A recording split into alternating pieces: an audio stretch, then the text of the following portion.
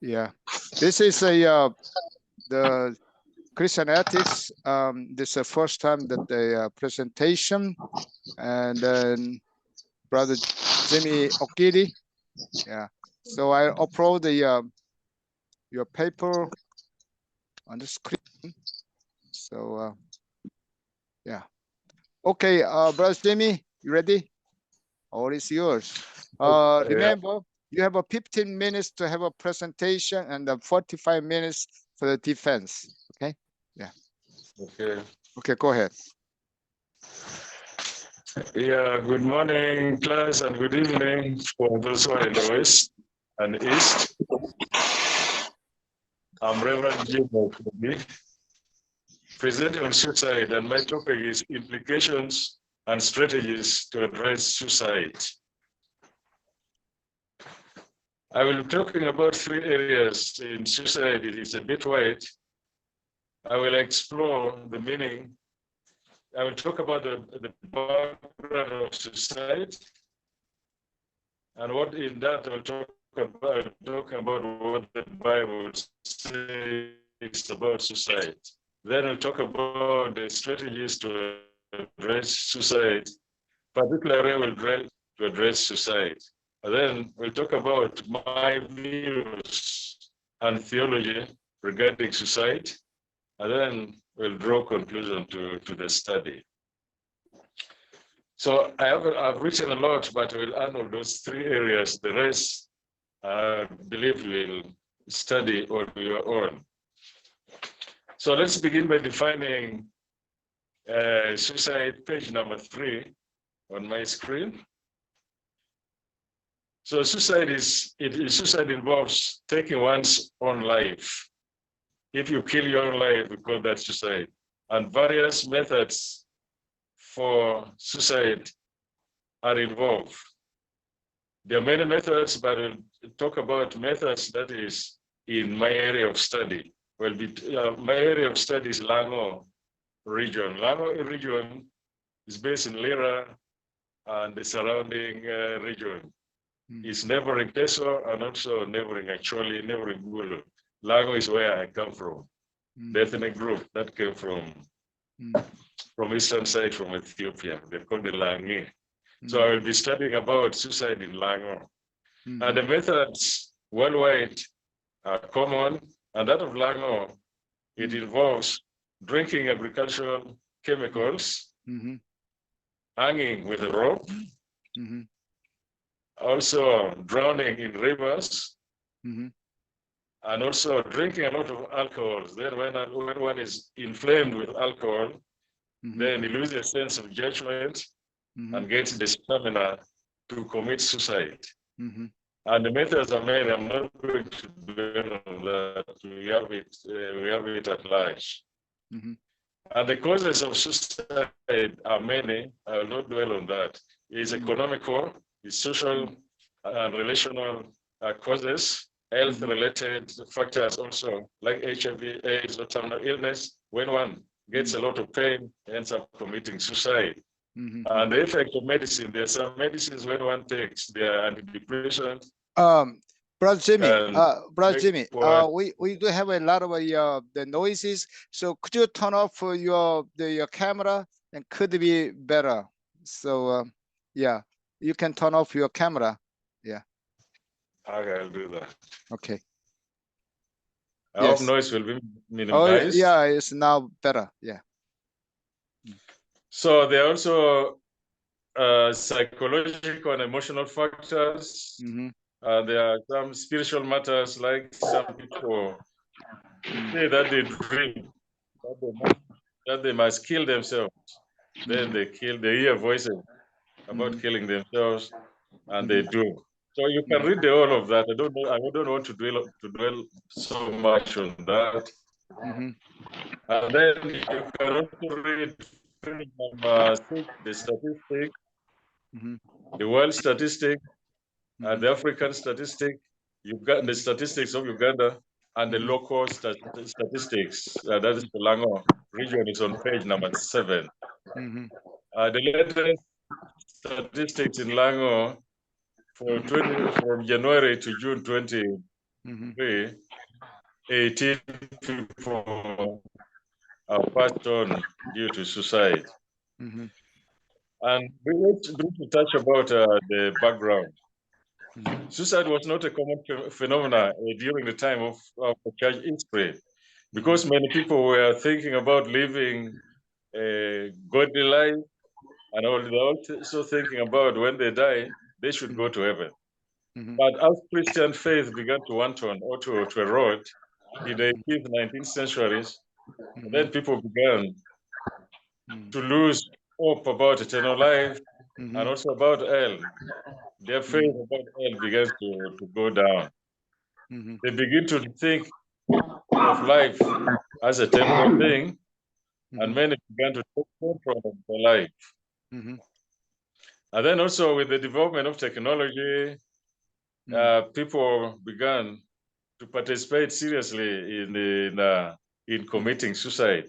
And then when the laws in the various countries were relaxed about suicide and suicide attempts, then many people began to go in for suicide. And that's why suicide is in the increase in every nation, I guess. Like the professor was talking about Korea, even in Uganda, the rate is at the increase. So you can read details of that background. And then about the biblical background, yes, the Bible talks a lot about suicide. That is page number 7 and 8, on page number 7 down and 8. Both the Old Testament and the New Testament reports several cases, or many cases about suicide. Many of them were complete, and then a few cases were not completed. Some people attempted and never died of suicide. And then we have a case for Abimelech, who committed suicide. You can read details. So if he committed suicide, when a stone was dropped on him by a woman, then he asked somebody else to help him to complete the suicide. We have the suicide of Saul. The third one is Ambera, when he was shot at the battle. So he asked the bearer to shoot him, but when he refused, he fell on his sword and died. And then his bearer, also armor bearer, also fell on his sword and died. And then the case of Samson also died. We call that suicidal, but many authors, I agree with them, they don't call that suicidal because his intention was not to kill himself. It was to destroy his enemy, and that was a military strategy. And then we have that of Ahithophel, who was an advisor with the son of David, Absalom.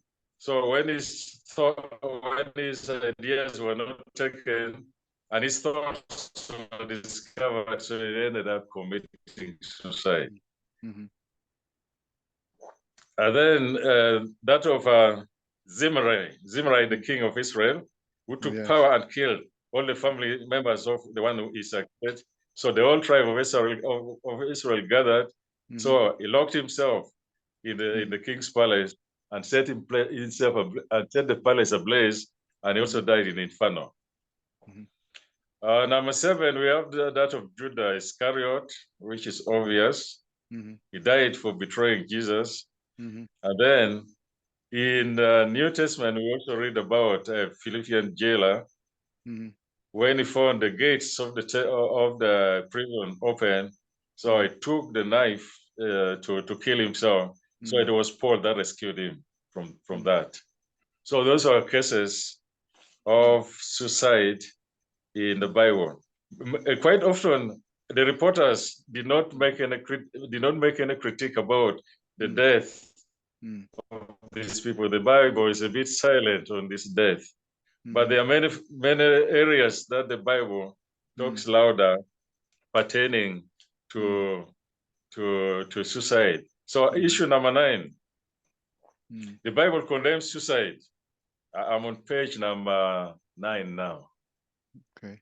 The Bible condemns suicide Mm. because suicide is based on teaching on God's word, that the power to kill and the power for one to remain alive is in the hands of God. God has the power to kill and also to retain life. So based on that, man should not kill because life is the power to kill and to keep life is in the hands of God. Reason number 10, death by suicide violates God's command of you shall not kill. So this means that suicide is self-murder, which the Bible prohibits. And then followed by that, God is the giver and the taker of life is almost similar to the other one. So if you kill, it means that you're taking away what belongs to God. So we live taking of life to God alone. And then number 12, which is the last one in my series, page number 10, suicide is disobedience to Jesus' command of love your neighbor as you love yourself. So someone who takes away his life is even against this one, doing contrary to the rightful love of self.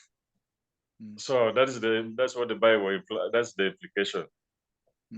So, and you can read about what Jefferson Davis talks about suicide. So I'm going to the strategy, page number 11. Yeah. The first 4 strategies that World Health Organization came out with in regard to strategies in regard to addressing suicide. But I will not dwell on that. I will go to the principles and strategies I have developed to address suicide. That is from down. I have developed 7 principles to address suicide. And when you follow these principles, it works. It works for me because I've been doing counseling for long and I've counseled some people who attempted suicide. Principle number 1, I call it life skill development. And the strategy and life skill development is about giving life skill training to people, especially the youth who are not active economically, youth, single mothers who are not active economically. So it's about giving them life skill, economically productive. When they're productive, they can be engaged in economic sector, and they don't think about suicide because of economic factors and otherwise. And then principle number 2, I call it participation. People, especially Christians, should be active in church programs, like in the session Bible studies, cell meetings, Sunday service, including revival meetings, where they interact with people, and when they interact with people, they don't feel they don't have a lot of time to think into their problems, and during their interaction, they will be encountered by the word of God, by the counsel of the believers and the members. Then cannot be suicidal. And then there's counsel is another principle. And the strategy is counsel. So here, one should secure from the pastor or from spiritual elders of the church, they should secure counseling whenever they feel anxious, they feel depressed or suicidal. So when they are counseled, those suicidal thoughts can go. Those things that bother them can go away. And then another principle, I call it utilizing resources. So resources here is about reading the word of God, meditating on scriptures, and also maybe watching Christian videos, music, and preachings, which can relieve them from those thoughts, from those concerns that would lead them to suicide. So utilization of resources is important. And then the next one, I talk about resourceful personnel also as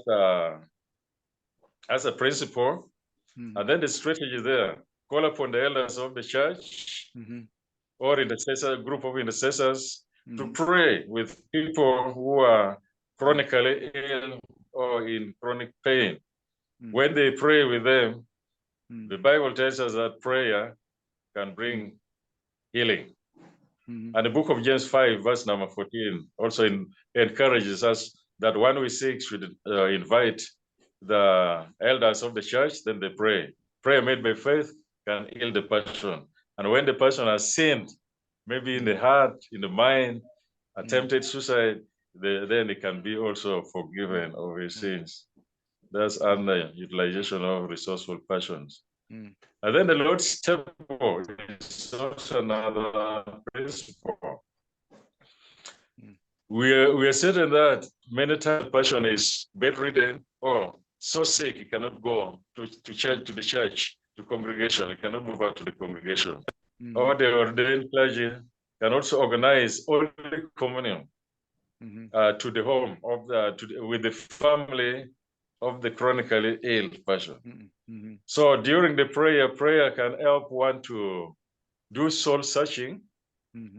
Prayer for Holy Communion, one can do soul searching, repent of evil thoughts, suicidal ideas, and all that. Then when the life is relieved, he can take the Holy Communion, and then that can help him to live more good life. And then the last one, I call it let go everything. So here I apply the principle, the strategy of a local proverb that I cannot stop a bird from flying over my head, but I cannot allow it to build its nest on my head. So every thought that lingers on your head, they can linger, but should not allow it to settle on your heart, on your head. That will begin to develop suicidal thoughts. Then in the end, suicidal behaviors may come in. So when these 7 strategies are followed, then we can do a great deal in the reduction of and also implementing suicide. You can read the details. Okay. So we're going to chapter number 3, and that is discussion of the views regarding suicide. So I have developed many views here. I call them my views. I call them my views and also my theology regarding suicide. And the views here are many. Some of them, some authors have also captured. So here we are going to talk about those views. So number one, suicide in my view is self-murder. Death by suicide violates God's command that prohibits man from murdering. So if murdering someone else is sin, then murdering yourself is equally sin. It's also sin. And then another view, suicide is a violation of universal. Therefore, termination of your life is a violation of your own right to live, which is morally wrong and unacceptable. If I have a right to live, then I also have a right to terminate my life. No, it's morally right to live, but morally wrong to terminate your own life. And then the next view of theology, the Bible tells us that we are God's temple.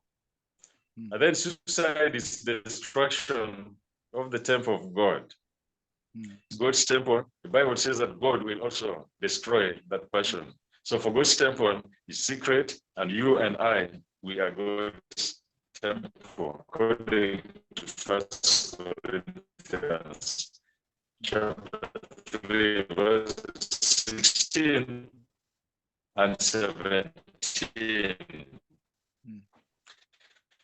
The next, requesting for euthanasia due to terminal illness or severe pain is also suicide. And the one who transacts that also sins the same thing, sins of association. He also has a similar sin. So God has power to reverse the condition and make one lives alive. He did this to King Hezekiah, who was very sick and about to die. So when the man of God, the prophet, prayed with him, Isaiah prayed with him, when he prayed, then God brought Isaiah and told him that you shall not die, you live. And God granted him 15 more years. So okay, Brother Jimmy, finish in 2 minutes, okay? Yeah. And our meditation was to make those who are in coma with prayer, they came back to life, and many of them are serving the Lord. So there's no need to commit suicide on the basis of severe pain and the like. And then the next one, by implication, the person who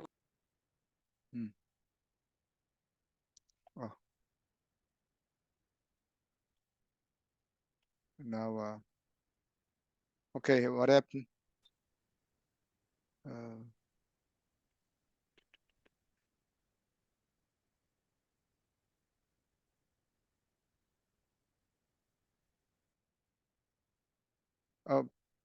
We lost you, brother Jimmy Okodi. Yeah, we got lost. Him, might look like. Oh my. Yeah.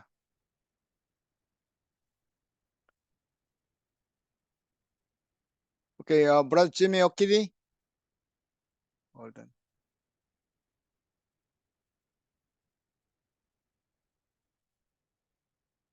Yeah, look like we got lost him. He will connect again, I believe. Yeah. So yeah, his conclusion is so he let's see that his conclusion.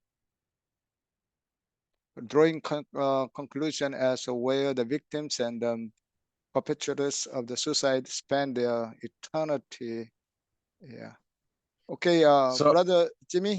I was out of air. I was reading conclusion, but people did not hear it.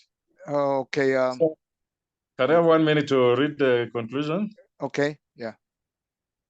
So in my view, let me put off my microphone. Yeah. Yeah. Yeah. Okay. So in my view, suicide may be justifiable, especially when it is in a situation when it is associated with mental illness. Because a person who is who is affected mentally, he cannot take control of himself. He cannot take control of his will. This will have been taken over. So we can justify one who commits suicide out of mental illness because he was not conscious about it. This also includes people who were depressed and overtaxed with anxiety that ramps their coping ability. Because depression is also a mental case, so they should not be judged. And then purposeful suicide. Purposeful suicide, like the case of suicide bombers, and also that of Samson, they should not be judged when they are executing, because it is a military strategy. So people who commit suicide at the war, they are fulfilling their national agenda. they may not be accounted for. Mm. And then lastly, killing yourself at the conventional war. That's what I've already talked about. Like that of Saul and Abimelech, that is also a military strategy. So they kill themselves to escape from being caught as prisoner of war. So when they're caught as prisoner of war, they are demanded to release the confidential reports about their military strategy and the military strength. And that would endanger their military and also their nation. So it's important to do that. Then in my conclusion, drawing conclusion from this study, so it is difficult to state where one who dies of suicide will go. We leave that judgment to God, because God is final judge. He knows the actions and the behaviors of man. But as a caution, believers should not promote or any decision or activity that will lead to termination of life, except in a situation like eclectic pregnancy, which involves rescuing the life of one person, especially the mother. Okay. Yeah. All right. Thank you. Now, do you have any questions or comments for Brother Jimmy Okodi's? Okay. Pastor Han Lugito. Yeah, you raise hand. Yeah. Yes. Yes. Well, first of all, thank you for your presentation. I think it's very well done. You're very, very complete. So, my question is, have you considered that people who committed suicide, they don't trust God, and they basically losing their faith. They don't believe that God can deliver them out of that situation, so they just end their life, not trusting God. Have you considered that? I don't know if you discussed that in your paper. Could you please elaborate? Thank you very much.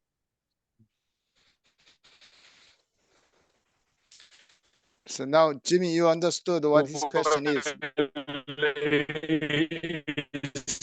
True that I got it clearly. It's true that when go back, I've captured it. Like the people who died, like America, those people like Saul, they have lost their faith. Many of them had erred before God. I've captured many of them, citing examples. They have erred before God. And that's why they ended up committing suicide. But if they're living a good life, they will not do that. And even that advisor of Saul, he had also erred. He has left Paul.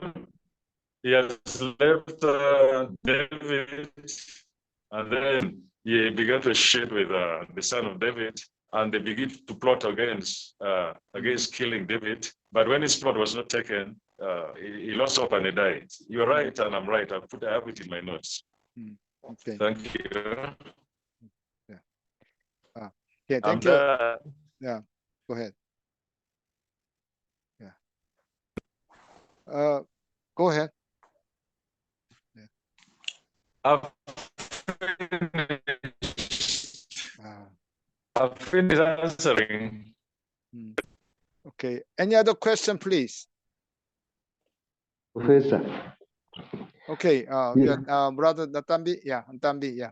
Yeah, thanks so much, Reverend Okodi, for this quite comprehensive presentation.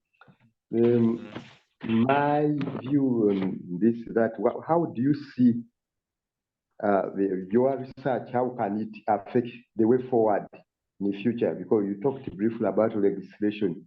Do you think legislation, maybe like a Ugandan case, is due for amendment?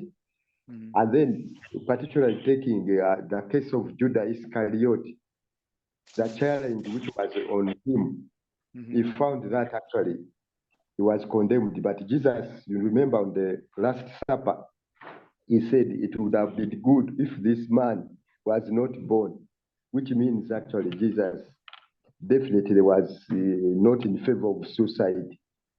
But then he had to accomplish that awesome, was part of that awesome mission for God to redeem mankind. How do you see the way forward? Then those who are terminally healed, where a patient can say, I'm wasting a lot of money for my descendants and all that, let my life be terminated. I wanted you to comment on that. Okay, Thank you. Jimmy. Yeah. Yes, I think I've got you. But since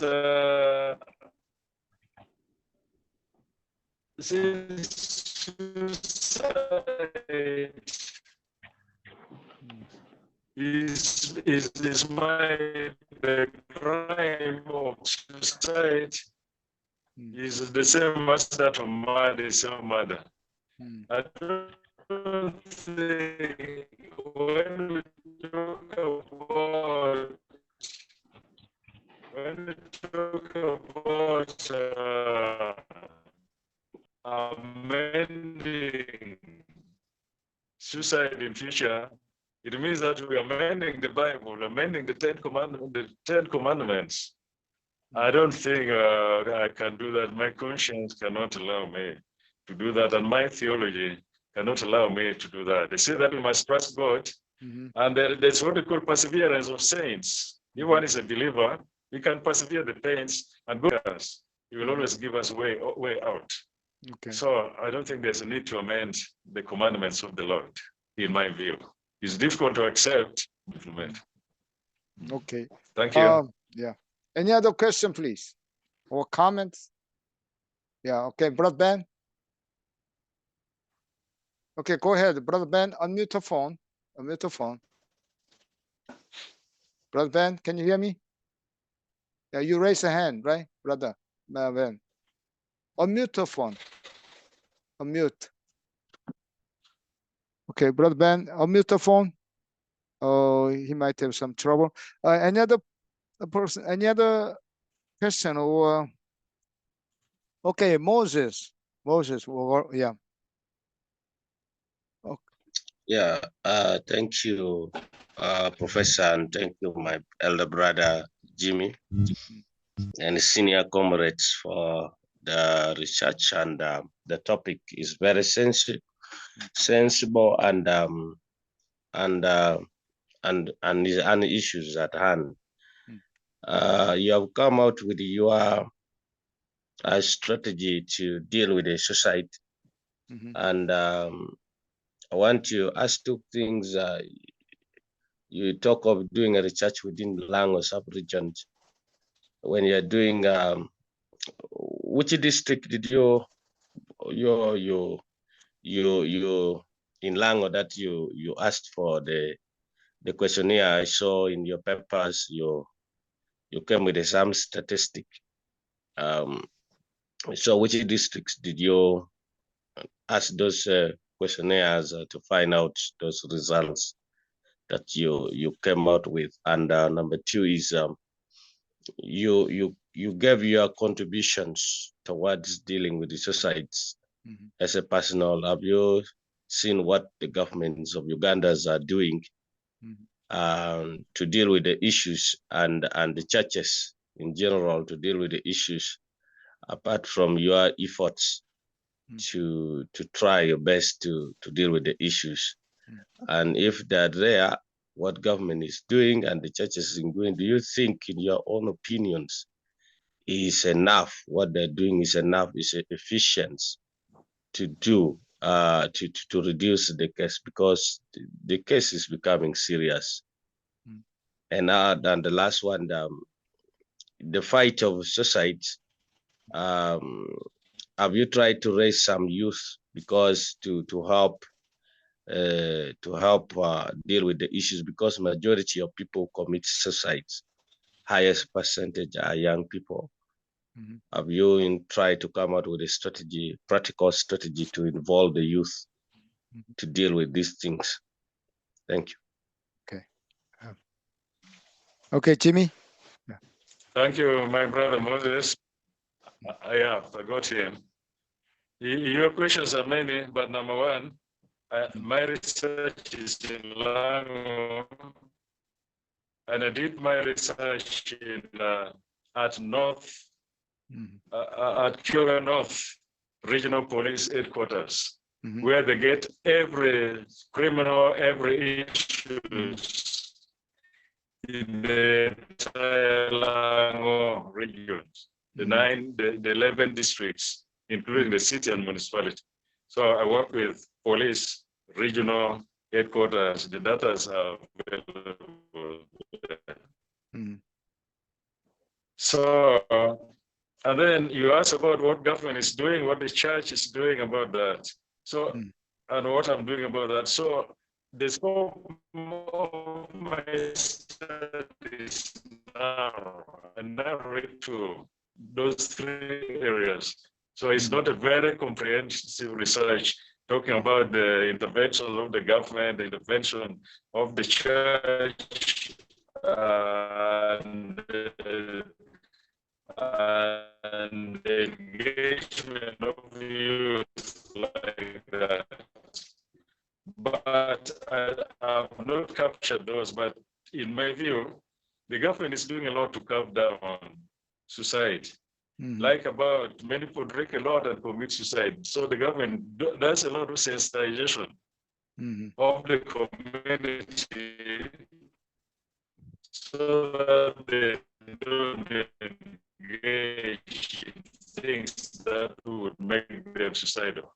Or domestic violence, the government talks about it, and the line ministry, like Minister of Gender, talks a lot about domestic violence and also the police, so that people don't engage in violence, gender-based violence that would make people suicidal. And then the government has many programs for youth, as we know, engage economically, so that they don't. Okay. Oh.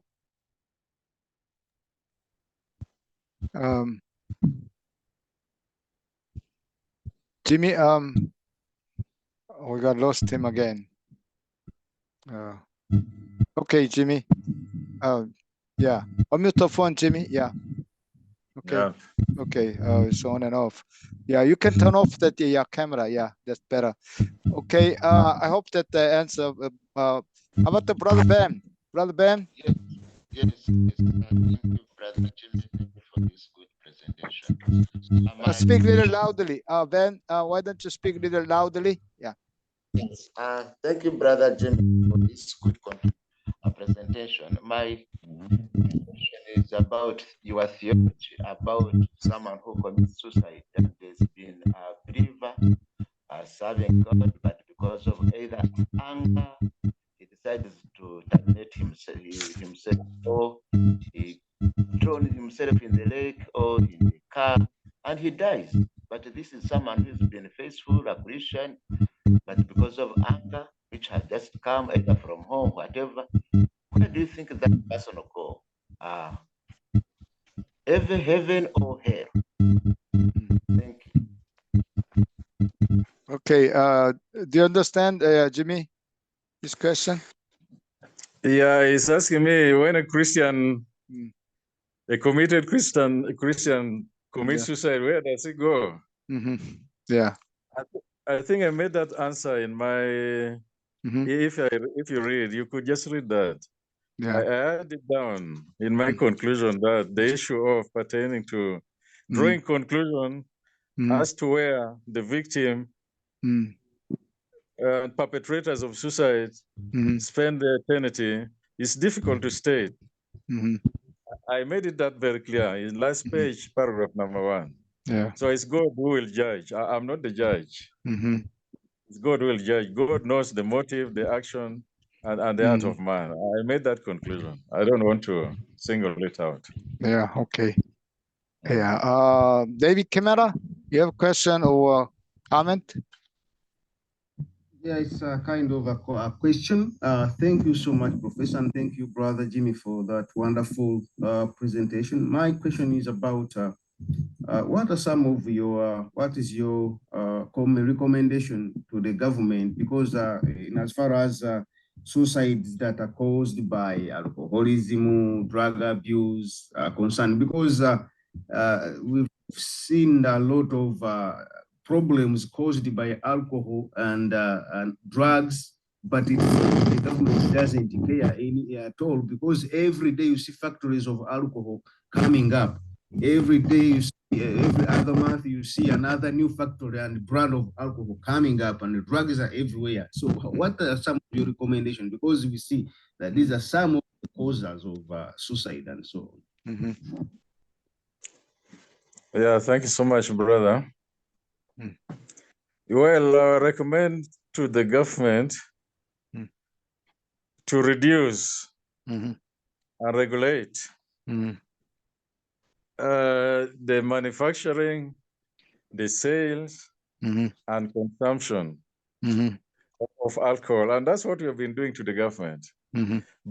But many government thinks about the income, the tax, the tax that come from all those things. They know, they're aware about it, and they have no law. There's no law pertaining to this alcohol, drinking, getting drunk.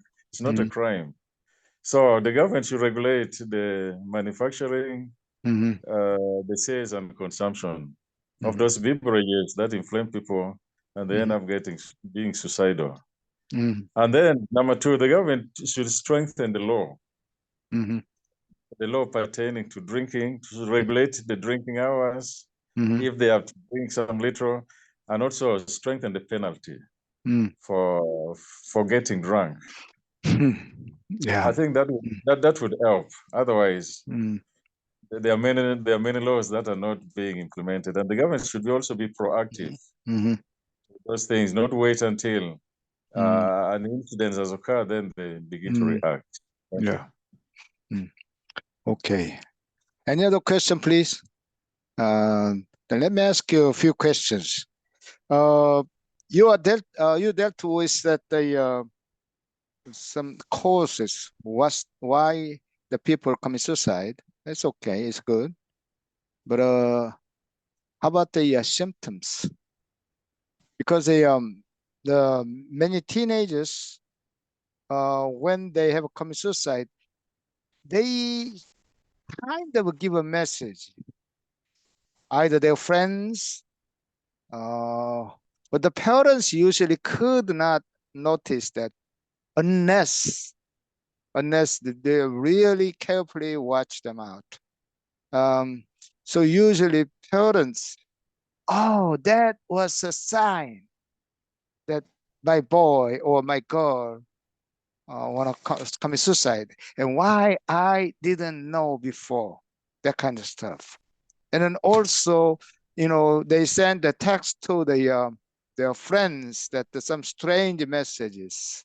And how do you think about that? Can we find out that like a symptoms and then like a text messages and also some kind of behavior or vocabulary they are using?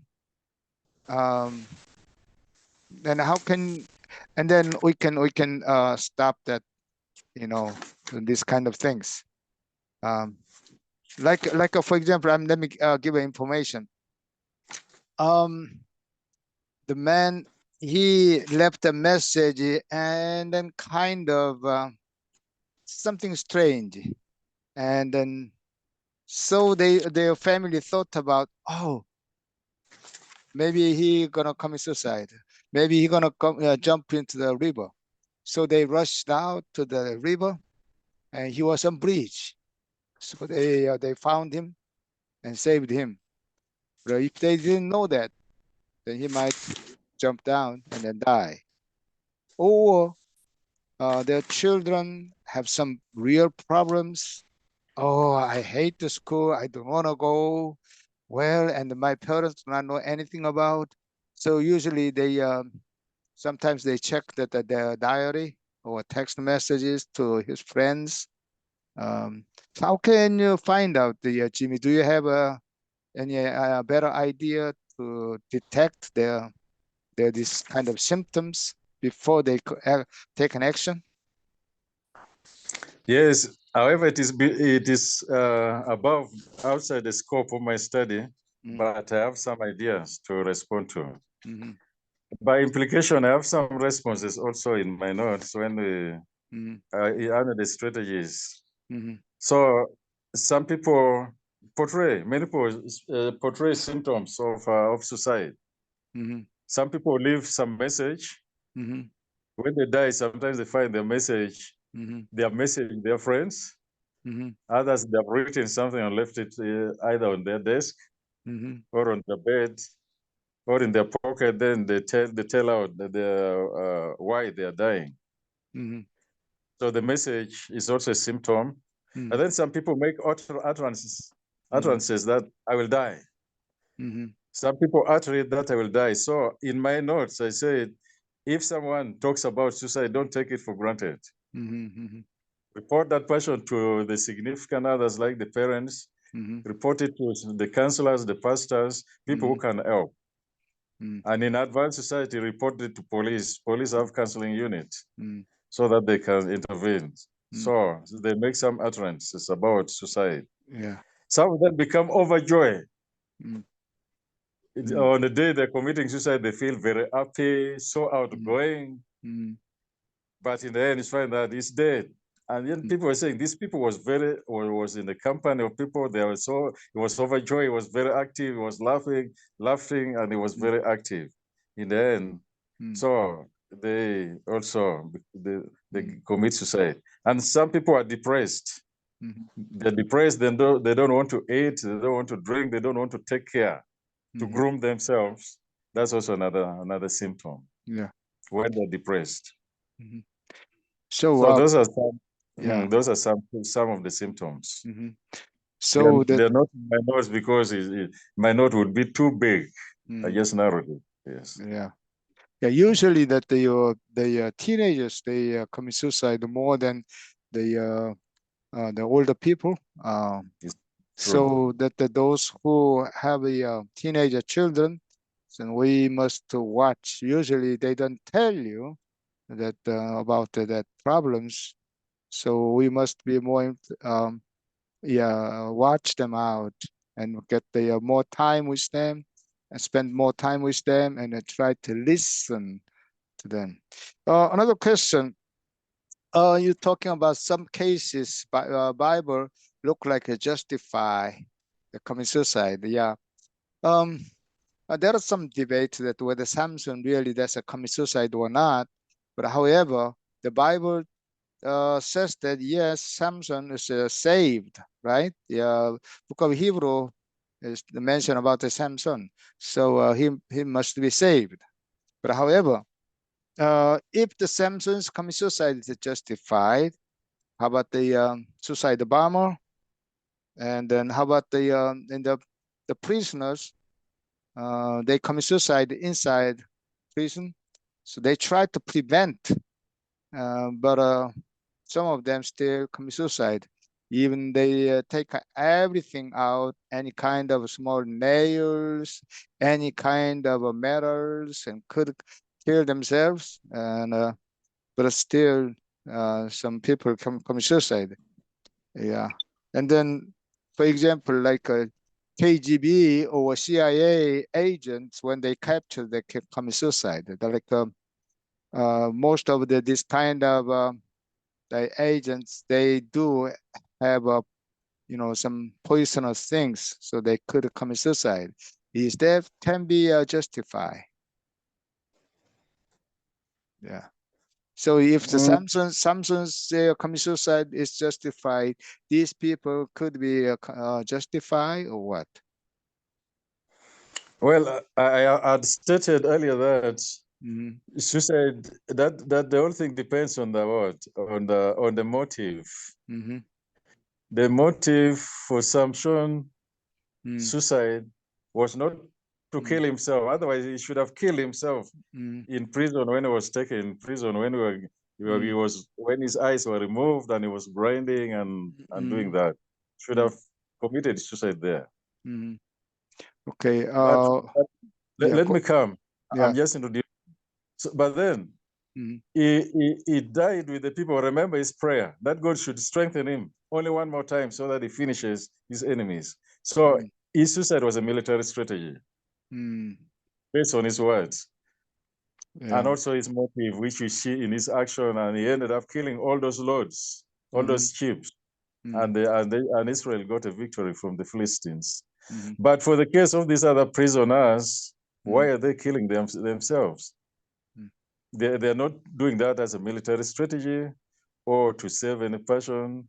So I don't equate the suicides of these other prisoners with that of Samson. For Samson was a military strategy.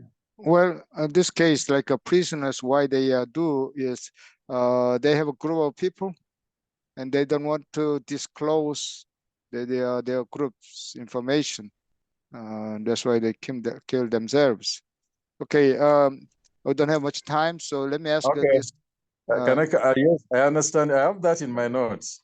Okay. Anything like these suicide bombers and the rest, when they kill themselves as a strategy to defend their course of action, like their military strategy, then it would be the same.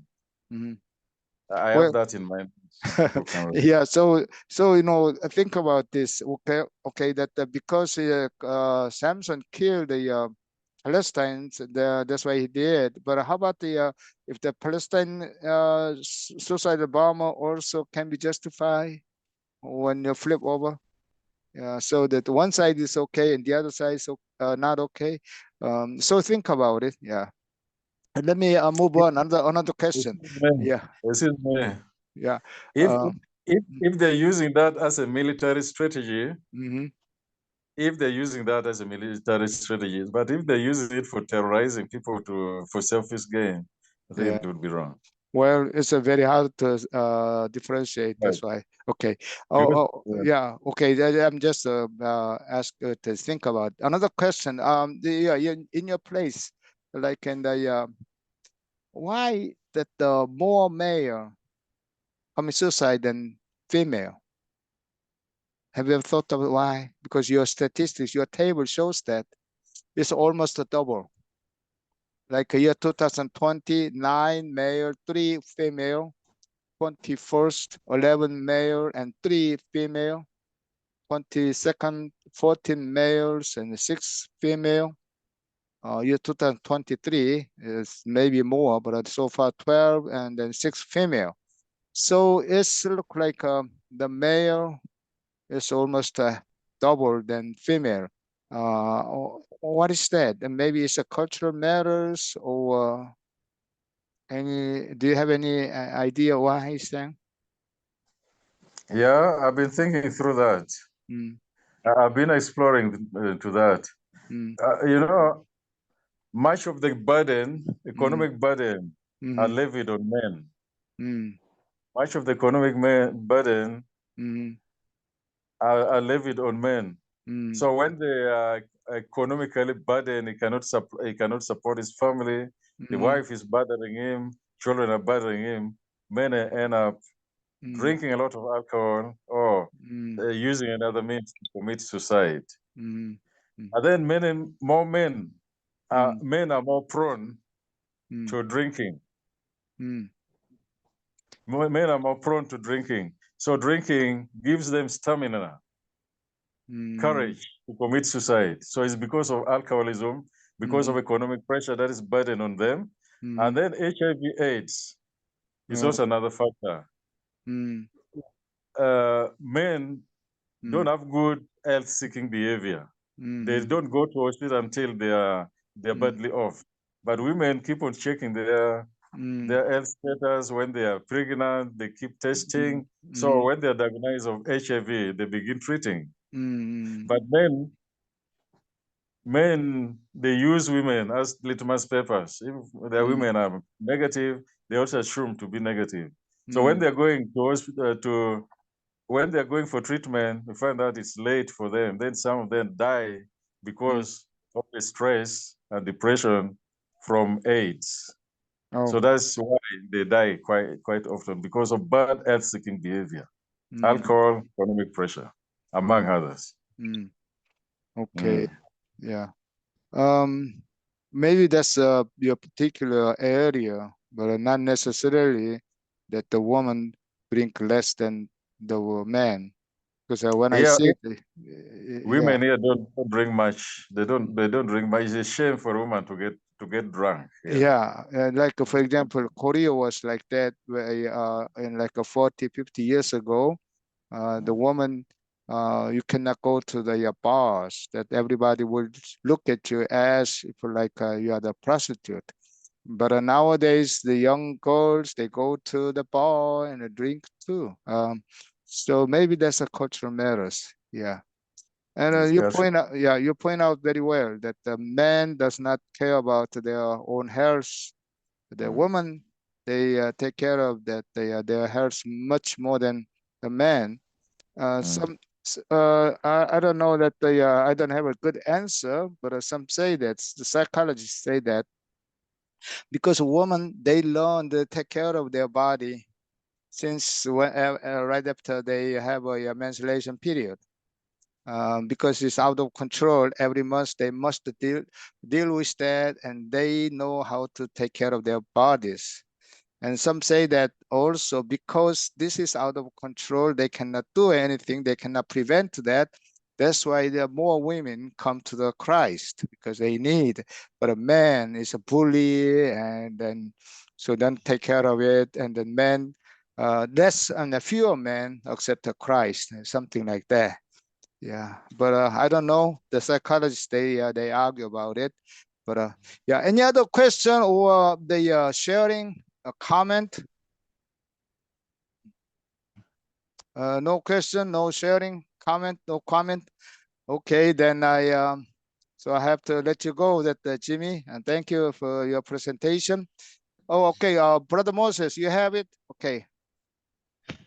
Yeah. Thank you. I wanted just to give just a remarks or something because what Jimmy did was really good, and I know it will help. But in my opinion, I think we need to work hard as ministers and church leaders to help empower the people, especially the youth, with the financial issues. Because I agree with him 100%. The major cause of suicide is poverty. And we have very many government programs. Sometimes we leave to politicians, and we leave to the presidents to be the ones trying to bring people to fight poverty. And our churches sometimes shy away from those activities of mobilizing and seeing that poverty has been eradicated from the people. So it's my humble call to all the ministers, especially in Uganda, because we know our people and we know the level of poverty that really reigning in our land. So it's a call that every leader, especially us as churches, we meet these people every Sunday, and sometimes contribute even to their poverty, because we want them to be in the church from Monday to Monday, and we want them to come in all our programs, and we don't encourage them to work. At the end of the day, they're stressed and have a lot of issues, and they end up committing suicide. So let's join hands.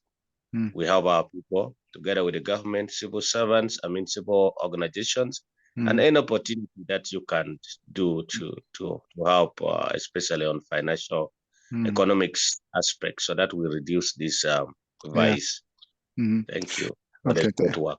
Yeah, but Jimmy, think about also that there is even your culture, there's assumption that there's a married couples. Then you're talking about the male is not just a simple male, it's the husbands, and then still your culture, man is more responsible for the financial burden than a wife. The husband is, yeah. So okay, okay. Ika, you have a question or a comment? Oh yeah, I just want to share Pastor Kim and brother and then Pastor Jimmy. Your presentation is very good. I would just want to share one of the cause of the suicide right now in America is because of depression, and then also the mental issue like bipolar, schizophrenia, and then the problem in America is very expensive to get treatment. Like the therapies, it's very expensive. I experienced that. They charge a lot of money. So some people, some patients, they just don't do that. They cannot afford it. So I suggest that the pastor are able to in the limited scope equipped to give advice to that kind of mental issue people. It's not easy to. Oh, Ika, okay, connection problem, Ika. Go ahead. Yeah, so my suggestion is very important. We as a pastor know how to counsel mental illness people so they don't go further to suicide. Yeah. Can you hear, Pastor? Yeah, that's all. Okay, thank you, Ika. You want to respond, Jimmy? Yeah, what Ika is saying is the same like in Uganda. There's mental unit in every region, mental health unit in every region, and you find that every day people are going are taken because of the mental issue, because of the treatment, and pastors should do a lot, and that's why I've put in my strategy. Yeah. Utilize the council of the pastors in my strategies and in my principles. I've captured that. This is just reiterating on that. Yeah, that's right. Yeah. Well, yeah. Nowadays, like even we are in the Bay Area, this is Silicon Valley. I saw that some people they have so much stress in their work, and then finally they commit suicide also, because they know that if they didn't do certain things, bring new idea and have a new product, otherwise he will be fired. And then once he fired, oh, look, what should I do? I have a family, and then I also do have to do these things, and also my social status. That's why they commit suicide. Right. Anyway, thank you very much, Jimmy. Let's have a 5 minutes break. And Brother Joseph, you ready? Okay, that's your turn now. Yes, okay. Yeah, okay, 5 minutes. Okay, let's have a 5 minutes break. Yeah. Okay, this time the Brother Joseph, he will do divorce and then remarriage, that the subject is. So let me see that.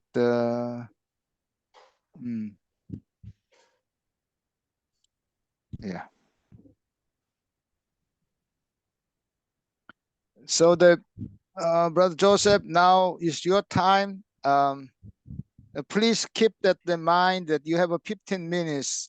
Jimmy took 22 minutes, but I almost stopped him. But yeah, Joseph, 15 minutes. Okay. Yeah. Go ahead, please.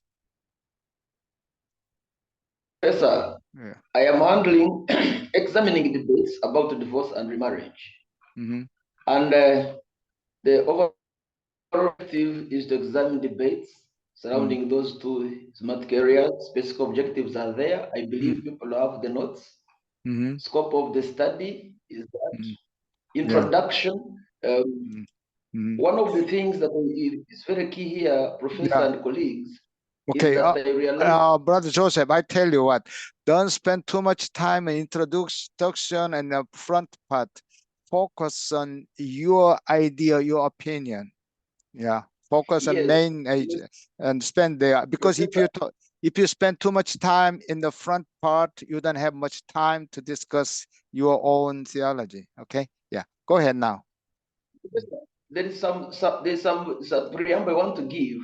Okay, that go ahead.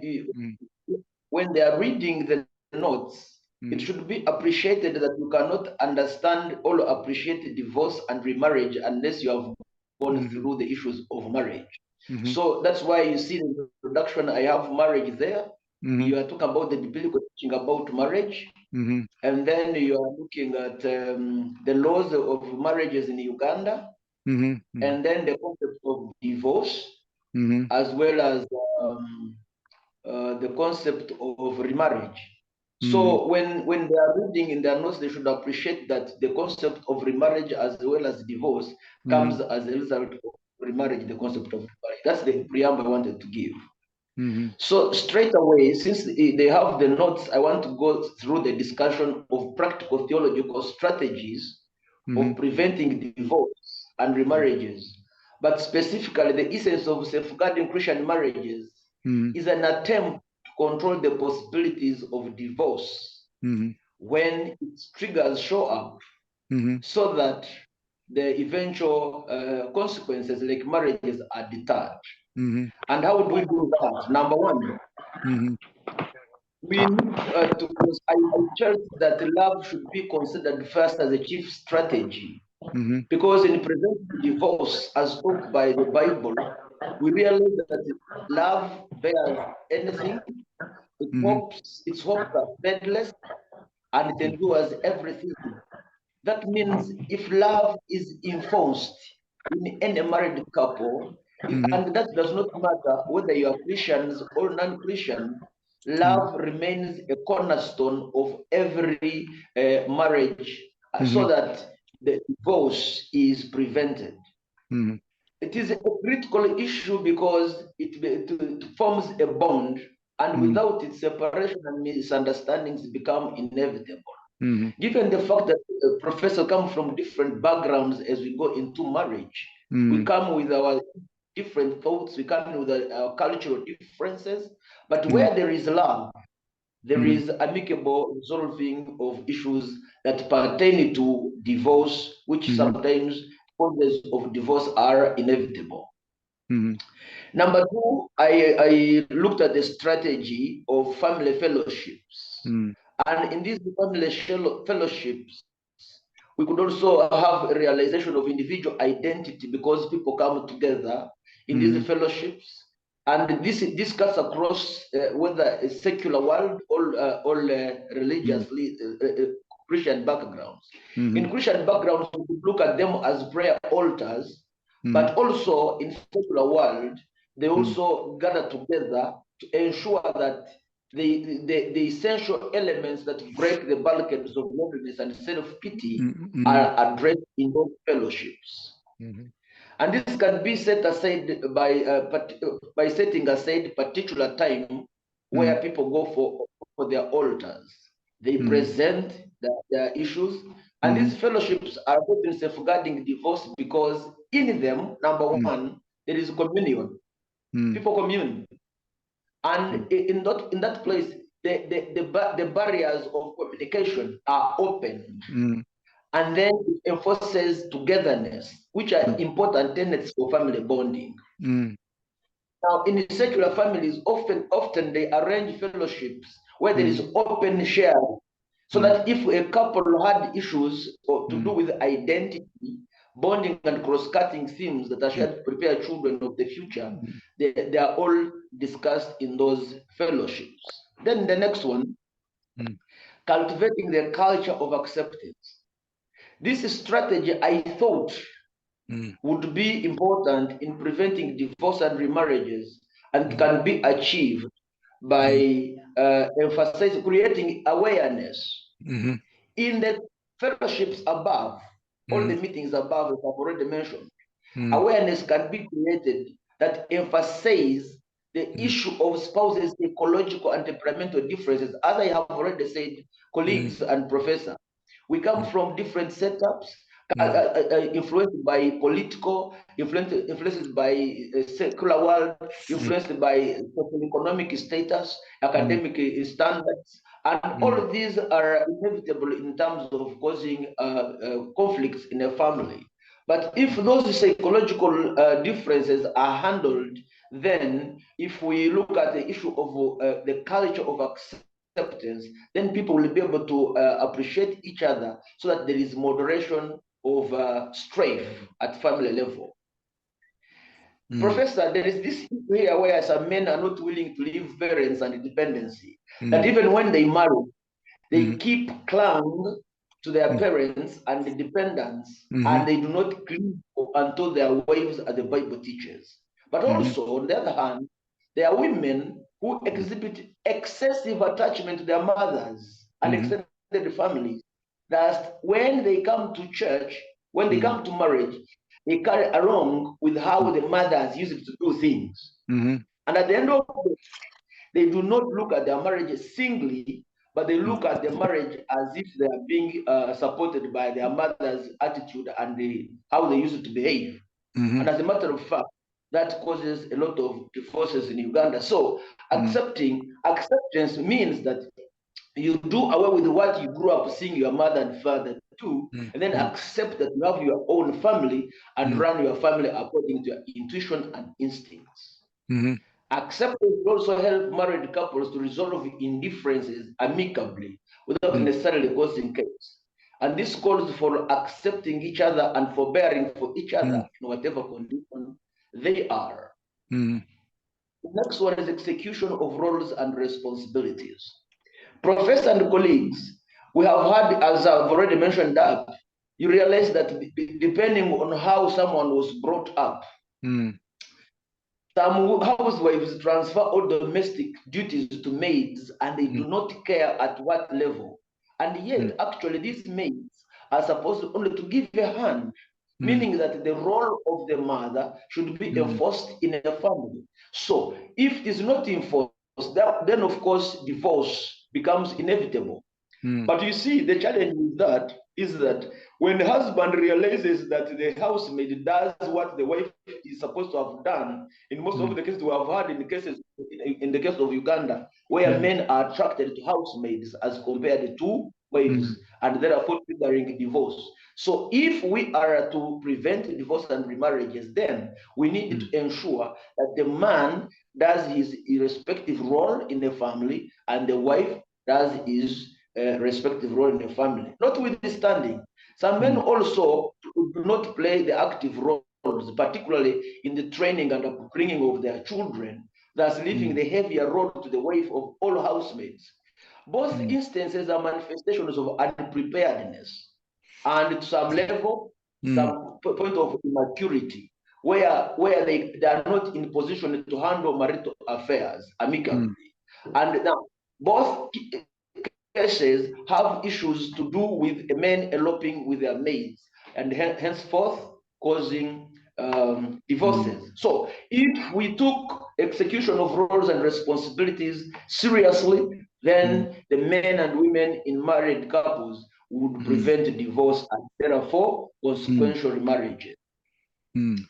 Professor, there is also this issue under that given the changing parental dynamics, the world is changing quickly at a very quick speed, and therefore, because of technological advancement, maybe we could take advantage of those platforms. So platforms could be put in place like the Zoom, like social media, so that when you have your people that are connected to you, you keep on orienting them in terms of execution of their roles. That could also be another sub-strategy under the strategy of execution of roles.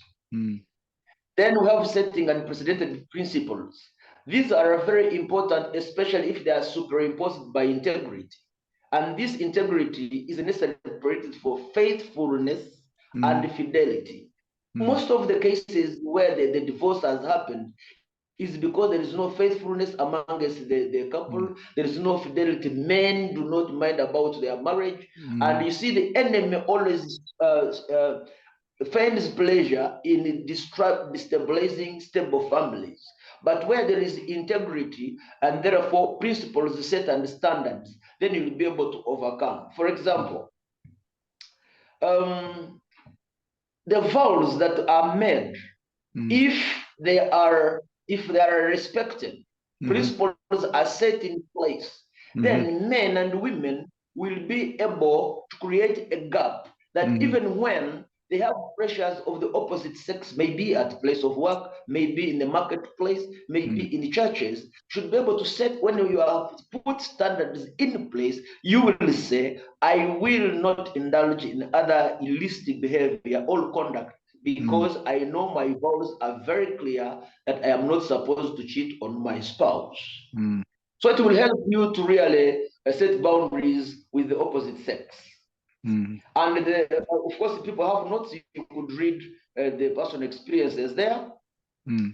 Organizing and conducting marriage conferences. This is possible, and we have been doing it at our church, that these meetings are often highly publicized. And even on the 30th of this particular month, we have such a meeting actually. It is publicized so that even non-Christians are able to attend.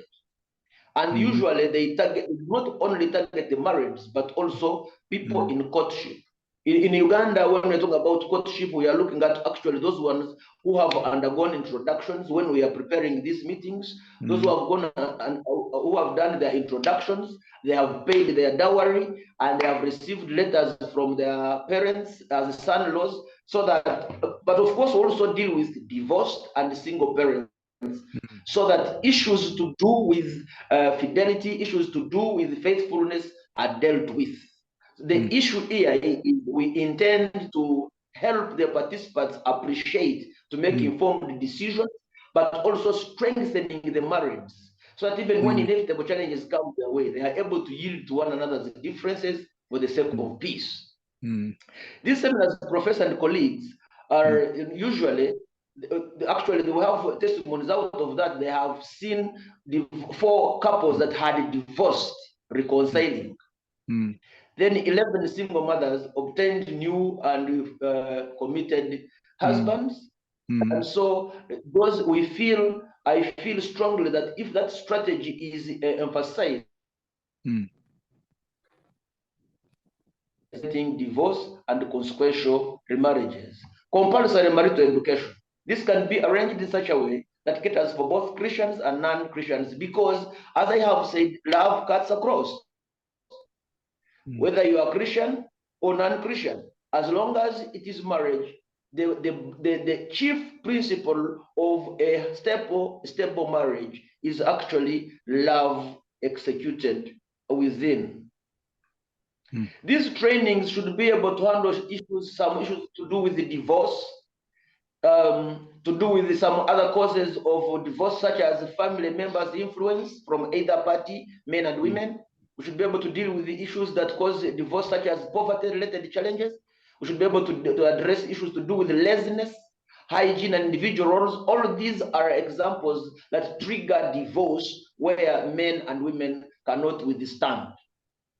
And the important issue is that when we look into those issues, we are trying to ensure that there is adjustments that are made for the good of harmonious coexistence. I have put there also examples that look into that, because I've been doing that. Establishing income generating activities. This is very important, because you realize that even when my brother Okodi was trying to present, the issue of poverty came out strongly. And so most of the divorces that have happened in Uganda are a result of poverty. So establishing income generating activities will ensure that men and women actually have sources of income, so that the triggers of divorce that would rotate around poverty are actually circumvented by bringing money in the pocket. And that can be done through income generating activities like poultry, piggery, vegetable growing, and bricklaying, because in Uganda, these particular issues I'm talking about here quickly bring returns in terms of money. And that will be very important in paying bills like school fees for children, pay rent, and extra. And that can be done in the form of forming groups. Now, in the formation of those groups and the small village saving groups, then issues of marriage can be dealt with, especially circumventing the issue of divorce by using income generating activities. Organizing and conducting youth prayer camps.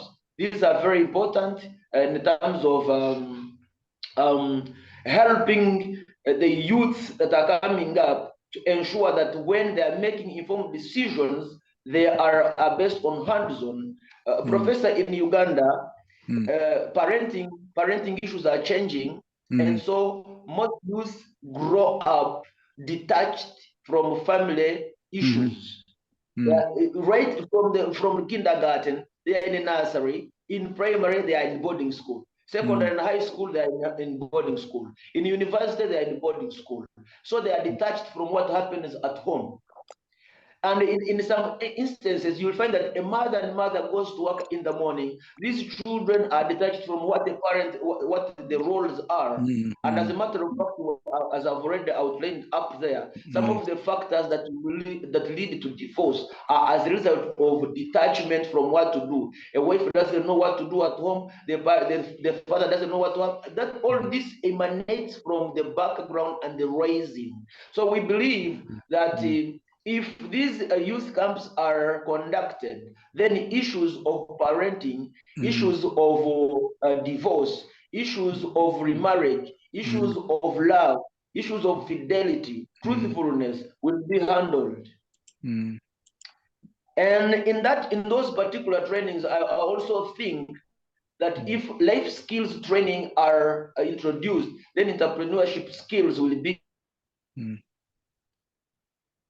that where the husbands find pleasure in supporting. Some husbands actually, Professor, why there is a lot of divorce is that some husbands ignore leaving money at home that saves that helps at home, and yet they spend that money to relatives or friends elsewhere.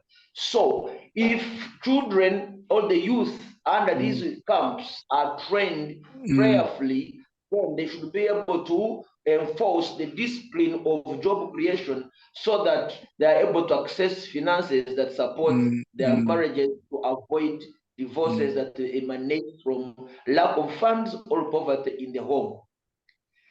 Professor, when you look at those strategies above there, all of them, you realize that actually without psychosocial support, all those are meaningless. And therefore, I thought having counseling sessions and deliverance services maybe could be important in avoiding the triggers or conflicts that raise to divorce. And so these psychosocial support sessions should be specifically aiming at restoring peace and tranquility in disorganized or disgruntled homes. But of course, Professor, this works case by case because every family has got its challenges. And so these, especially when individual spouses are able to agree or understand their individual weaknesses. Okay, Joseph, in 2 minutes. Some husbands, yeah, that's what. Yeah, you have 2 more minutes. Prepare couples in resolve. Okay, go ahead. Yeah. So, Professor, there is also the issue of designing harder policies, because when you read through the narrative up, the policies in Uganda, especially the Divorce Act and the Marriage Act, give little time for people to prepare for divorce, especially which is 6 months. So I feel that if the policies are designed specifically to complicate breakup or to complicate the relating to adultery and abuse, or extending the waiting period required, then we would be able to circumvent the issue of divorce and marriages. The other issue is divorce mediation, and that can be done by mediators, maybe pastors, and so forth. In conclusion, it can be adduced from the literature that I used, according to the references and the encountered, that considering the causal factors and event effects of divorce, which will trickle down effect of remarriages, no matter the circumstances. And because of that, Professor, the list of causes of divorce cannot be exhausted. But no matter the inexhaustiveness, There is no thing that there is no cause that doesn't have a solution.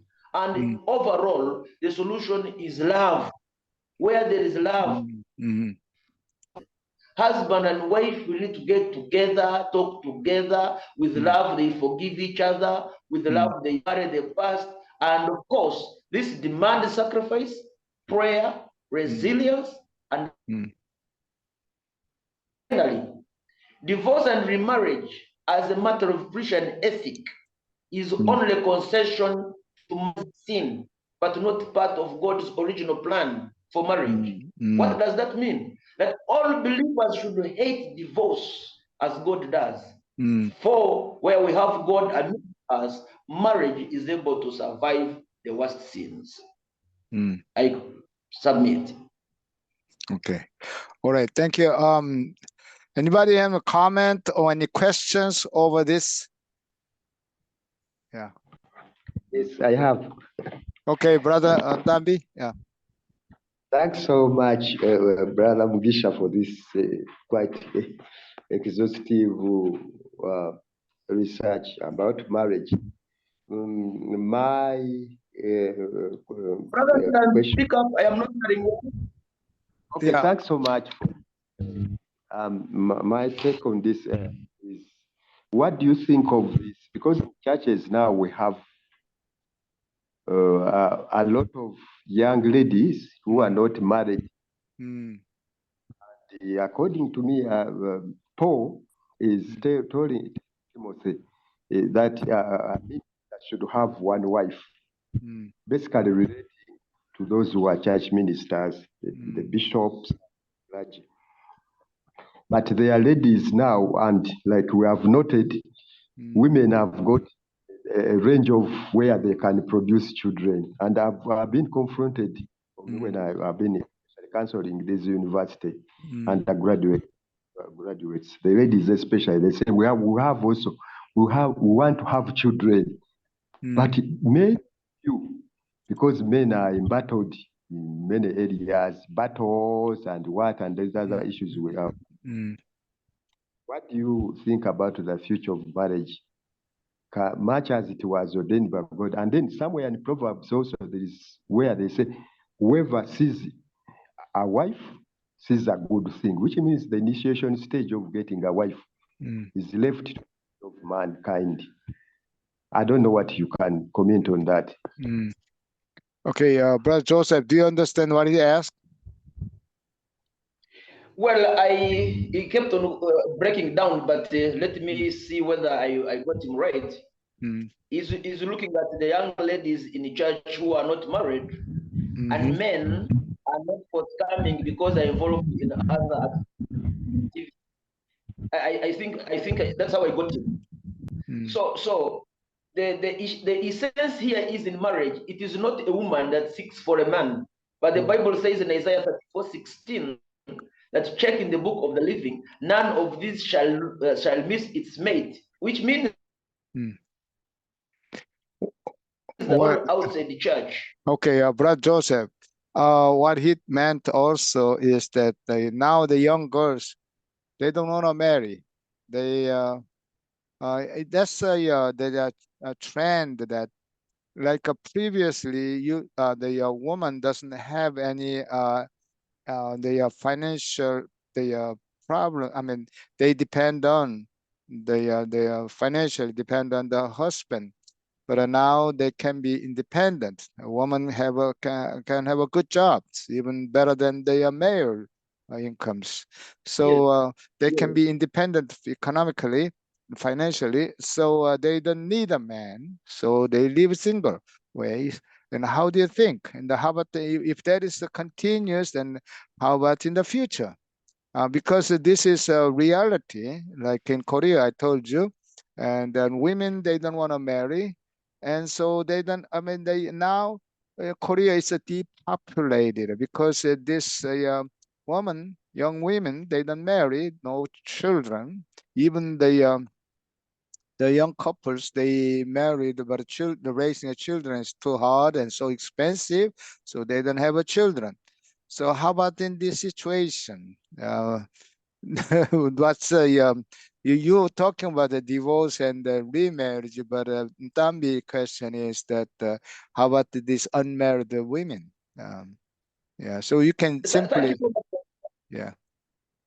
Thank you very much. That sounds like it is outside my jurisdiction of this paper, Okay. but I have something to say. One, Professor, I've talked about the workshops that we always prepare, particularly for singles. It is very true in Uganda. We have so many single women who are financially and economically very stable that they do not need a man if they were to marry so as to be supported by a man. But in that case, those singles conferences and camps specifically are to address the issue of how about if tomorrow the body demands a man.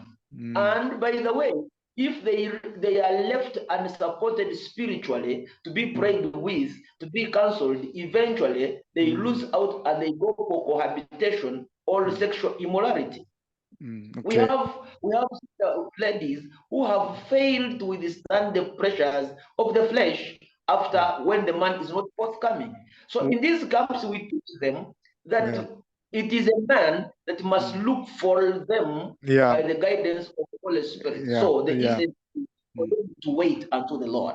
Yeah, I know that this is out of your the scope of the research. Yeah, but yeah, this is a very critical issues. Some countries like including like Singapore, they try to promote date the young girls and the men. So the government give us some money, financially support to do the date and get married and have a baby like that. Okay, Brother Moses, you have a question or a comment? Yeah, I don't know. I think I had questions. Thank you, my brother, for that presentation.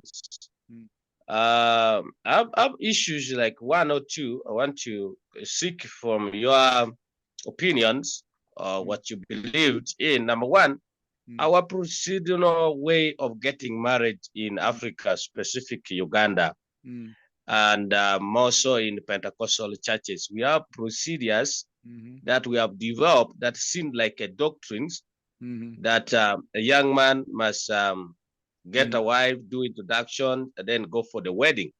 And then that one, we call it a holy marriage, holy community matrimony. So I have a question. I have issues with that procedures. I went through it, but do you think it is right that we keep holding in these all procedures where young people should get wedded first before they start marriage? Because at the end of the day, to me, one of the factors that has caused a lot of divorce, because they went and wed these ladies or this man, they don't fully know. At the end of the day, you see them struggling. And I don't know whether we need to keep holding on these procedures of people getting married in our society or in our churches. And number two, what do you have to say about the bill being tabled by Honorable Fendo, a woman MP of Tororo, in the parliaments of Uganda, and saying that the moment you elope a woman and you stayed for 6, you must consider getting ladies produce 5 children. Okay. Then they have not. Brother Moses, they shorten your question. Okay. Yeah. Yes. Yes. Okay. So those are the 2 issues that I want to seek your opinion on it. Okay. Thank you much, my brother Moses. Moses. Yeah. Professor, the second question is not clear, but still, this is outside my scope because he's talking about the marriage bill that is being introduced. That one is still out of my scope. That one I will not respond to it. But the first one I will respond to it. Do I think that the procedures should be upheld? For me, as a Christian, of course, as a preacher of the gospel, But you see, here we are not dealing with Christians. We are dealing with an issue of secular marriages as well as Christian marriages. So this is the case by case, depending on which one are you talking about. Yeah. Because in our cultures, as long as you pay dowry, you are free to take your wife. In the Pentecostal churches, we are saying there is no cohabitation. In the Pentecostal churches, we are saying when you are courting, you are not supposed to have sex. But in the secular world, it is very okay. Even if you, as long as you introduce yourself and pay the dowry, you are very free to take your wife minus wedding. So this is the case by case, depending on which one, because we are dealing with the ethical issues. Yeah. Ethically, the ethics, the Christian ethics hold at ransom the believers. But they do not hold at ransom the people outside the church. Yeah, okay, thank you. Brother Ronald, you have a question or a comment? Yeah, I have a question, sir. Okay. Yeah, thank you for the presentation, my brother. Good morning, everyone, sir. My question is, I want him to give me his position or stand regarding Matthew chapter 19, verses 8. Are we allowed to divorce at under any circumstances as it's stipulated in that verse, or how does he interpret that? And from his view, should we presume that every Christian, every born again who remarried or who divorced will not go to heaven? Thank you. Ronald, thank you very much. As I have said, this is a case by case. Remarriage is very clear. Remarriage is when the first marriage has failed. And I've said it's a case by case, depending on whether you are a Christian or non-Christian. The Divorce Act in Uganda is very clear about the issue of remarriage. As long as you've gone through all the processes of divorce, then the original marriage is considered dissolved, and therefore you can marry. Now, let's go back to church. Issues to do with the divorce, Jesus Christ was remained silent about remarriage. But this particular verse is talking about remain silent. And so my position is very clear. If you are in a covenant with a man and a woman, my position is very clear. No man must put asunder, because God has put us together. So my position is very clear. If you are to divorce, you must not marry until your spouse dies. Okay. Okay, yeah, that's okay. Excuse me. Hello. Now, the reason why I asked that question, I've had like 5 of spiritual leaders, our pastors, remarrying, basing their argument on that verse, Matthew chapter 19 and verse 8, that I have caught her in adultery.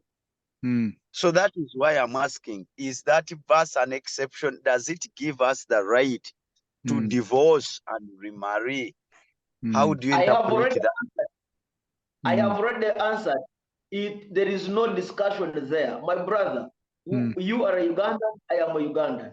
These cases are even in Pentecostal churches. People have divorced their wives out of small things in favor of remarrying. This is an issue we cannot, this is a debate we cannot have on this platform. But the issue of the matter, Ronald, is that surely there is no discussion on this. Jesus Christ was very clear about this. Okay. Well, there are double standards. So average people and the pastor should have a different the measurement, that ethical standards. So yes. how about this? Like in America, now more churches are accepting remarried pastor or divorced pastor, but still very negative, particularly in Korean culture, even in America. Once you got divorced, you got trouble. It's harder to accept. How about Uganda? Do the church accept a divorced pastor? Yeah, so I think it's a more likely cultural matters. So yeah, okay. Paul Samakula, you have a question or a comment? No, Professor, one more question. Okay, Ronald. Yeah. Yes, I'm asking: is it ethical for a divorced pastor to pastor a church? No. Well, yeah, of course, in the for the community, that's an ethical matter. But in God's point of view, that's it depends on the situation. If the pastor has another woman, that's why he got divorced. That's a fornication, and then you will be punished. But yeah. So you know the Bible, yeah. But Professor. Yes. Thank you very much, Paul. It is not ethical. But you see, Professor, in Uganda, we have churches where a pastor is the Alpha and Omega in that particular church. No pastor team, no pastor coordinator can talk about his conduct. So here is an issue of fidelity, is an issue of faithfulness, is an issue of vows, is an issue of who do you belong to, is an issue of who do you give an accountability to. But the essence is a pastor who has divorced, as a matter of fact, should not be, because which example are you giving? Yeah, this is the very serious problems. As a pastor, I realized that some pastors abuse their wives.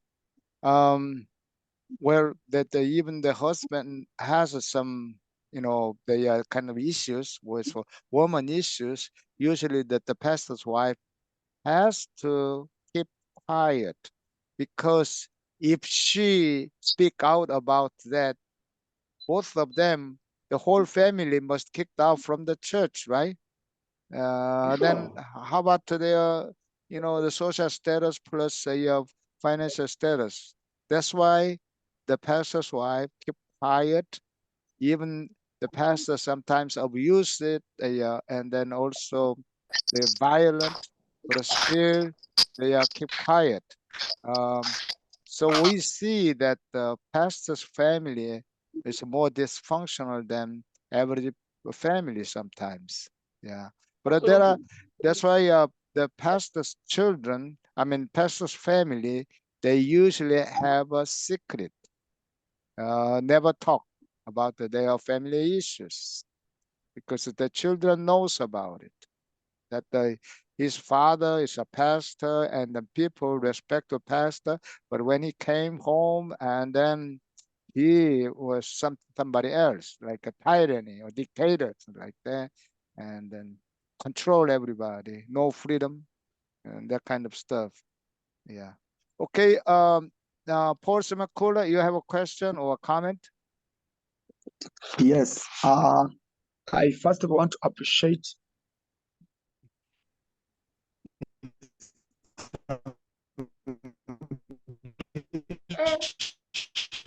for that wonderful presentation.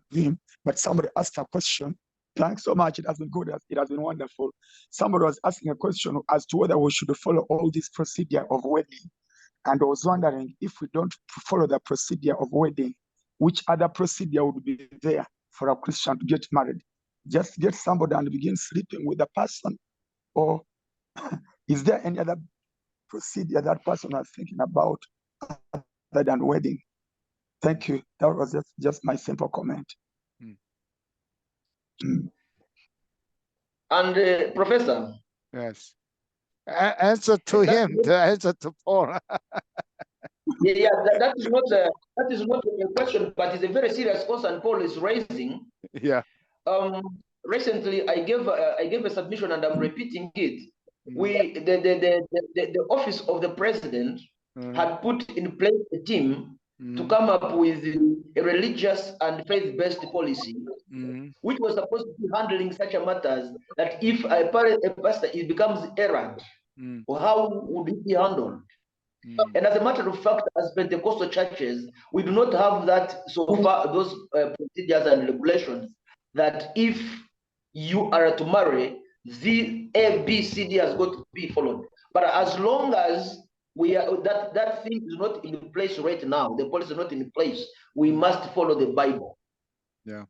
And as a matter of fact, there is no sex before marriage. That's it.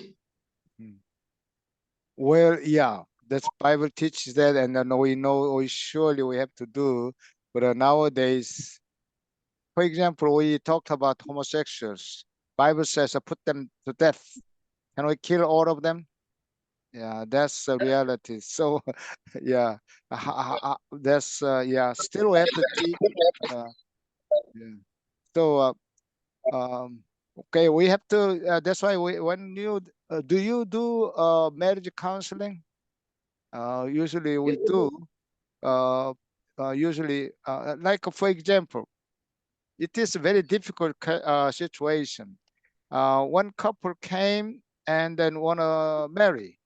So I have a marriage counseling, and then I realized that they lived together. Yeah, they lived together for several months already, and then so they want to have a married.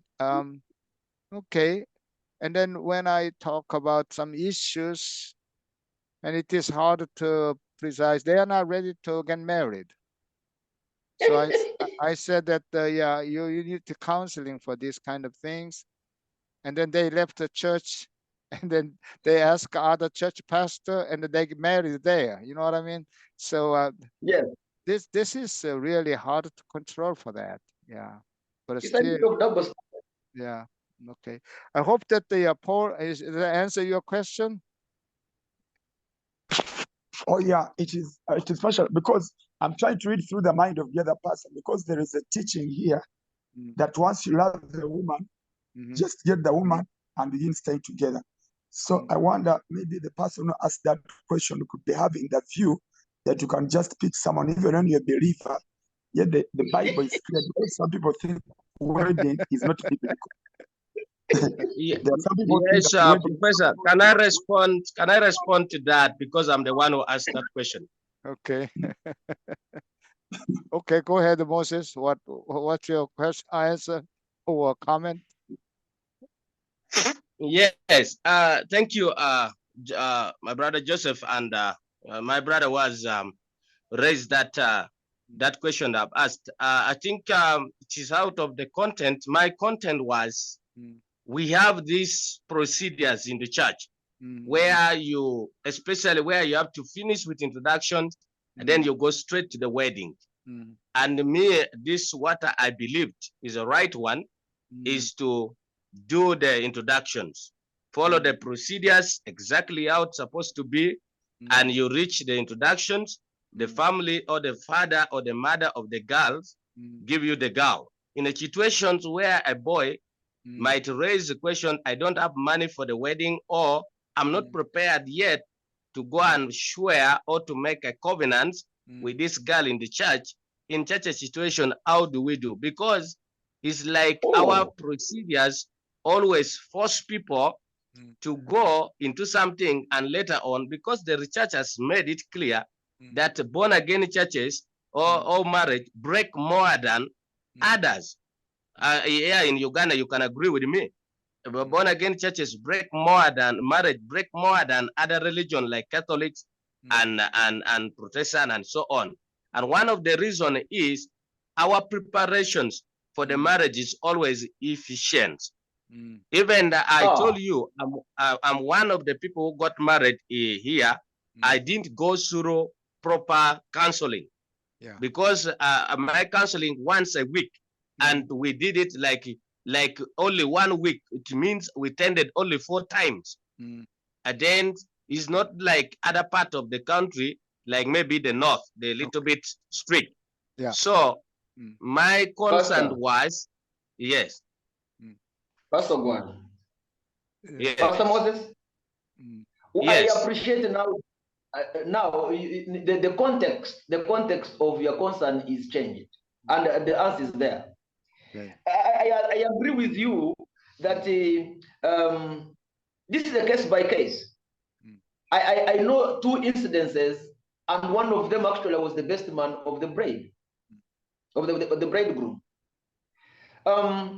Here, after the introduction was done, the parents agreed with the boy that the boy doesn't have enough money, but he's prepared for marriage.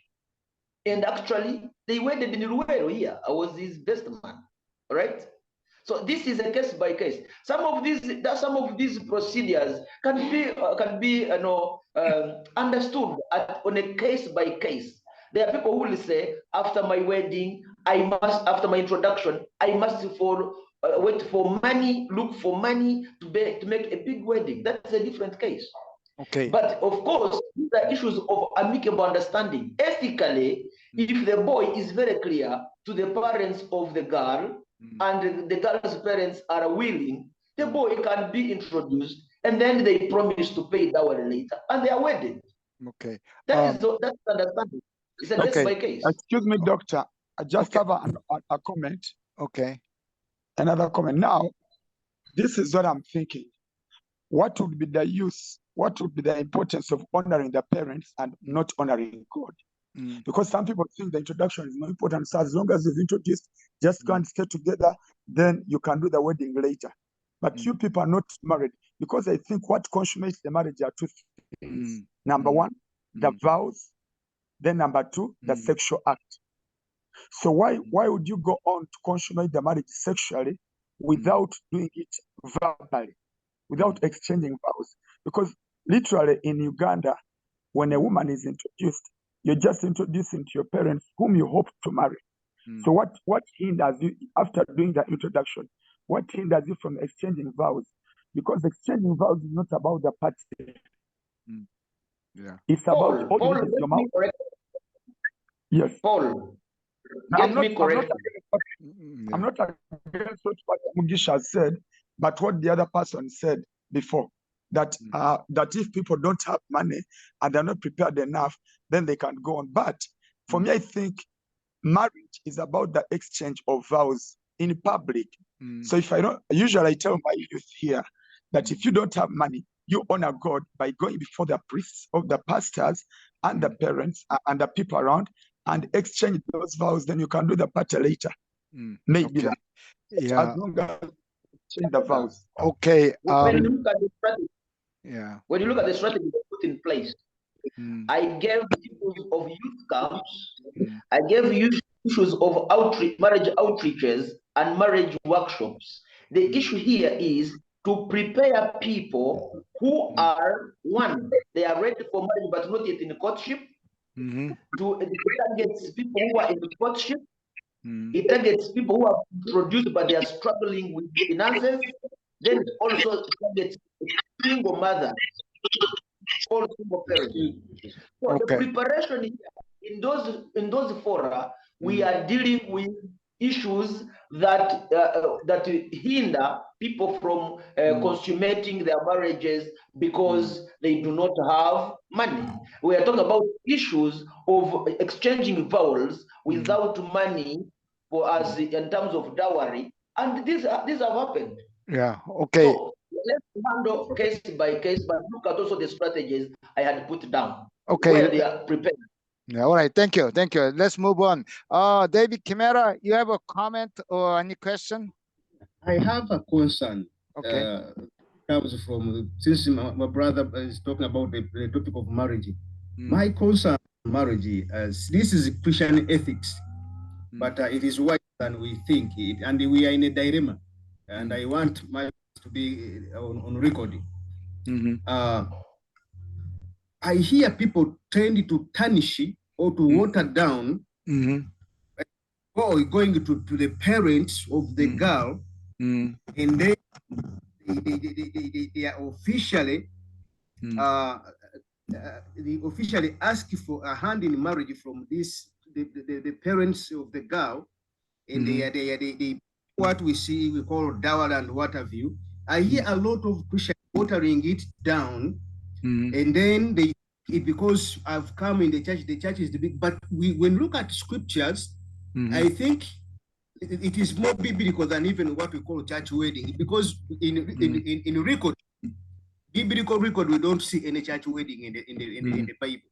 We begin to see church weddings when the missionaries brought in religion and with the British. But when you look at, I'm not saying church wedding is bad, but we need to strike a balance, other than we are going to argue because of the presuppositions we have, and then we look at people and we don't even consider people. But what does the Bible say about weddings and church weddings? Okay. We have, my brother, the New Testament, yeah, where we see a wedding in the church. I'm not saying it is bad, but because we are scholars. okay, here. Your question is understood. Listen. Yes. If I got you well, and you are saying you have had a lot of Christians, but based on this discussion and this research, you have not read. I have a presumption that you have not read my notes. My notes are very clear about wedding. My notes are very clear about exchange of vows. My notes are very clear about the position of the Bible as far as marriage is concerned. It is very clear about the parents. So please read the notes. Nevertheless, there is no way as Christians we can undermine the parents of the girl.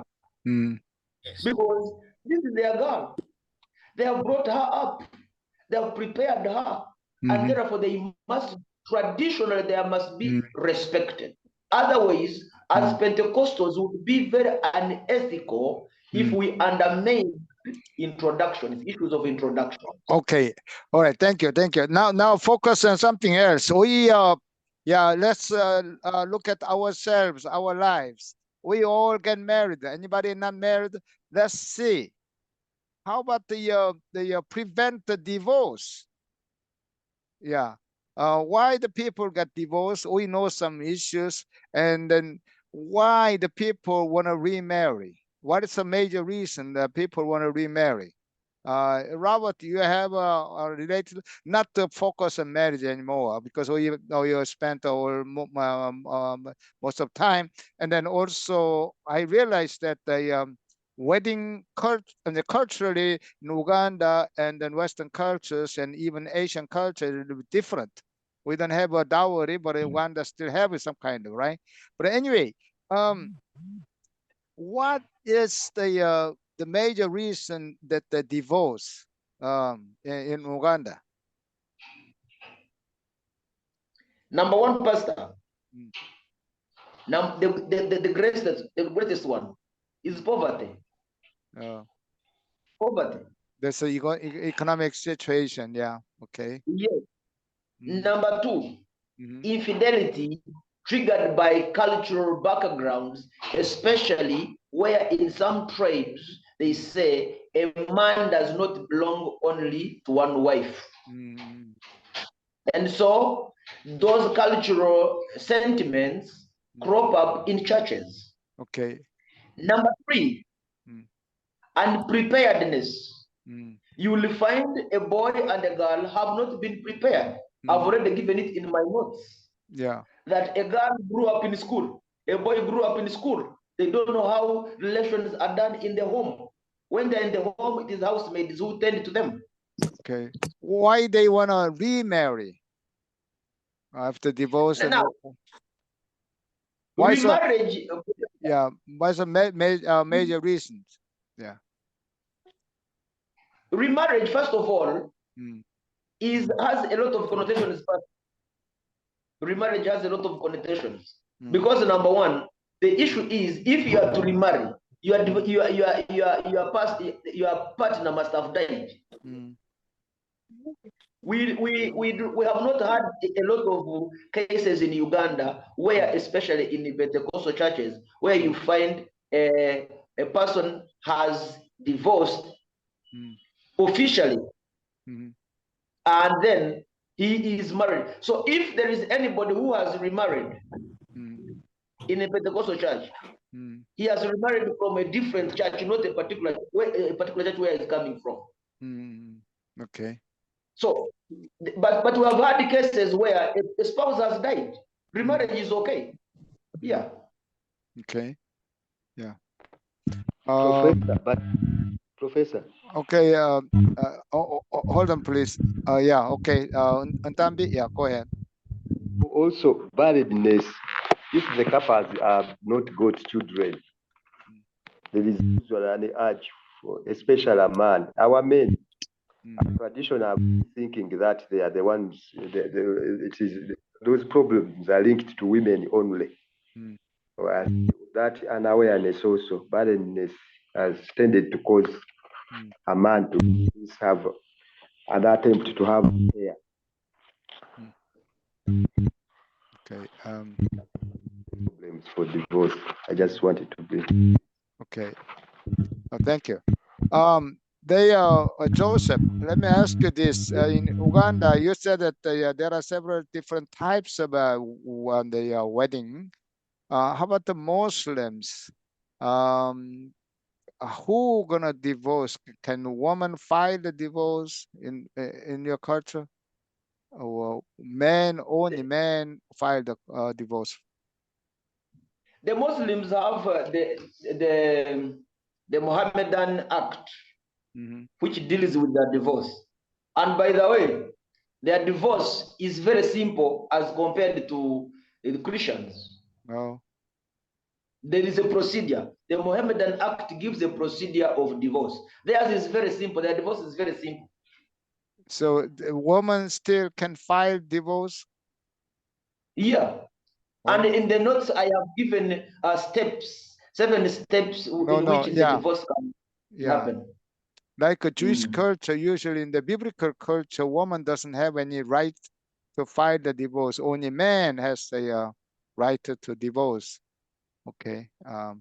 So the Divorce Act in Uganda gives a provision for a man to file for the divorce and a woman to file for divorce. The procedure is very clear, laid down in the Divorce Act. Okay. And if anybody is, the divorced pastors, can they preach in the Malachi because God hates divorce, right? Yeah. How do you, preach about that?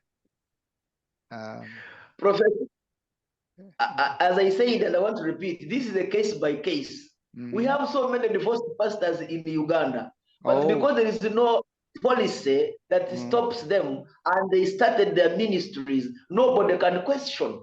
And they comfortably preach Malachi 2:14. Yeah. That is against divorce. So they have to erase that verse. Yeah, they must erase that. Yeah, okay. Yeah. Any other question, please? So Brother Moses, don't you never think of, don't you ever never think about the leave from your wife, okay? I'm praying for you. Professor, me personally, I believe in marriage and I don't believe in divorce. Oh yeah. But also cannot stop us reasoning. This is academics, so we need to learn. Yeah. So that's why we raise those questions. Does not mean we don't believe in certain things. Yeah. But not all that we believe is right. There are people who come with a mind which is already fixed, like a fixer.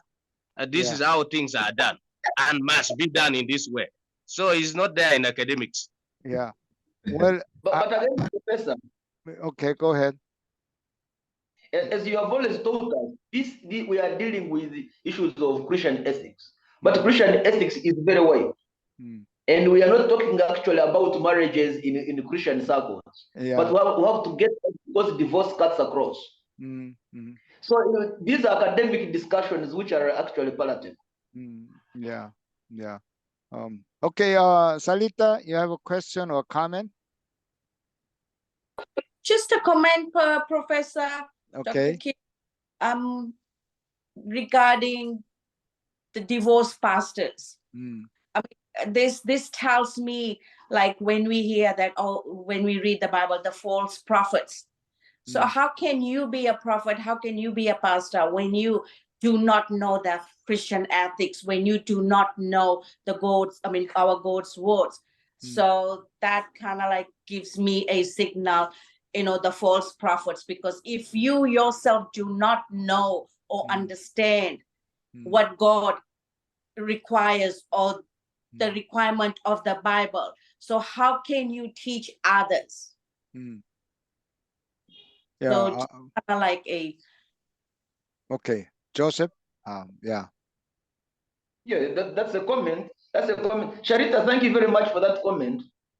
I have said, and I want to repeat, we have issues of that. This is a very serious issue that is eating up the Pentecostal church in Uganda. There are people who do what they do, and they tell you, do not do what I do, but do what I say. So if we're talking about issues, if you're talking about symptoms of false prophetism, then they are here. But this is a discussion I said we cannot have here in this class because it is here. Nobody can deny that. I don't know other countries because I am a Ugandan. Okay. But the issues of issues of divorce in Uganda are in church. Issues of remarriages, even when the spouses have not yet died, are in church. And they're on pulpit. And they're clear pastors. Yeah. Okay. Yeah. All right. Robert, you have a comment or a question? Brother Robert? Yes, Professor. Yeah, okay. I just want to appreciate my brother for his exhaustive presentation. And I also comment that he has been really persecuted. So you stand your ground. Next time we shall not persecute you very much. God bless you all. Yeah. Yeah, thank you very much. Professor, one question. Okay. To my brother, last one. If your wife wake up in the morning and go and file a divorce to you, and she's you are not intended to divorce her. She has already filed a divorce against you, and she come out with her reasons. In such a circumstance, what do you do? She's listening to you before I answer you. However, Professor. Yeah, okay. That is, as I told you, that is a case by case. So, yeah. So what you mean is that his assumption is wrong. Huh? Okay. The question is, Brother Moses. Okay, Brother Moses, it never happened. Yeah. Okay, go ahead. Yeah. Excuse me, Professor. Okay. Hold on, please. Joseph, you have any question? Okay, what is it, Joseph?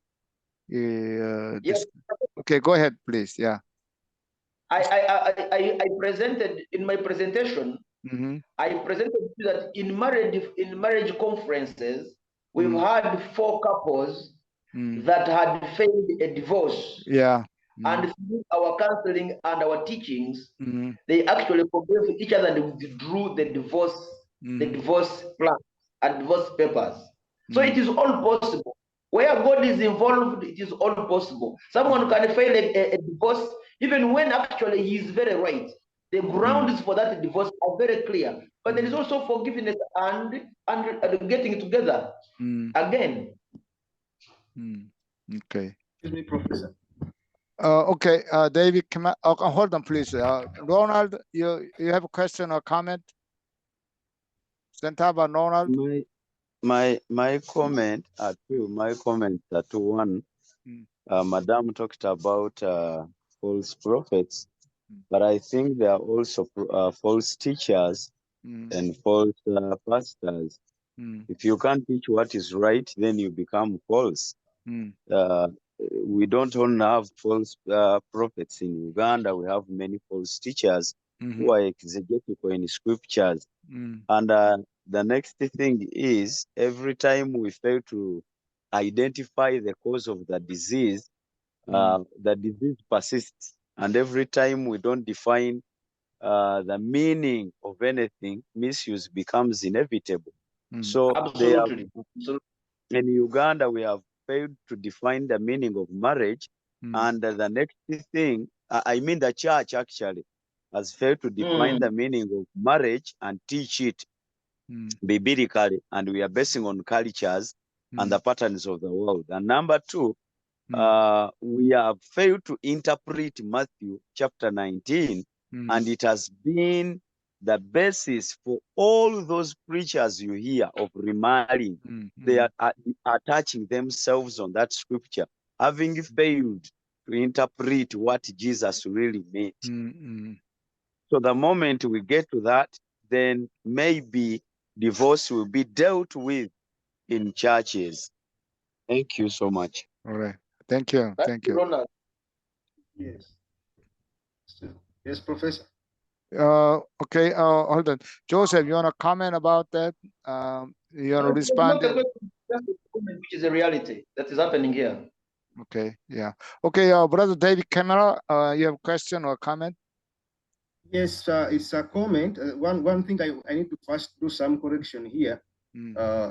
We may be misled by this term exegetical. Exegetical means to explain, to be right with the scripture. You exegete.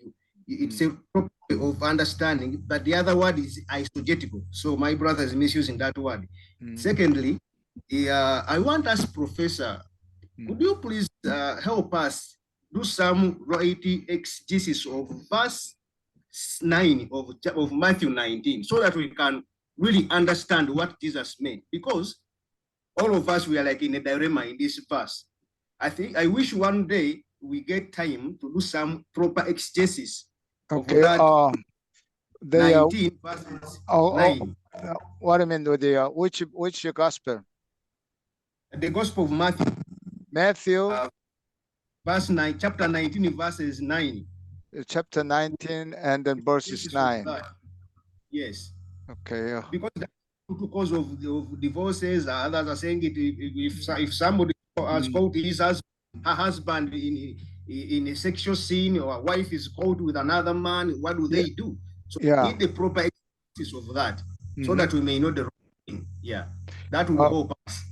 Yeah, only this case Jesus allow the justify the divorce. Other than that, you cannot. So if a wife is not faithful, and you know what? Because at that time, in Jesus' time, in the Jewish culture, only the man can file the divorce. Woman cannot. That's why wife. But nowadays, it's the same thing. If the man is unfaithful, then the wife can file the divorce. Yeah, so here you have to see this way, that Jesus does not allow any case to divorce. But if you really have to divorce, only this case can be justified. So here that means that well, if the wife or husband is unfaithful and automatically divorced, it's not that way. If you can tolerate, if you can forgive, still you even that kind of problems happen, still you can live together. Yes. But if you really cannot live together, then yes, you can divorce. Yeah. And then also in the Jewish culture, why you have to know about the background. At the time, if you don't like, they can have more than one wives, right? And if you don't like any wife, just you get the two witnesses and ask them, oh, she's bad, and she's, against the husband, and then she's, you got two witnesses, then you can just kick out. Yeah, so easily men kick the woman out. But these women, they have to remarry because they don't have a financial support, right? So, but that's why they said that the Bible says you must write a divorce paper. so that she can say, I mean, she can prove that she is become single again, so she can marry. But some people, some husbands did not give the paper, so by the paper, still she is belong to the man.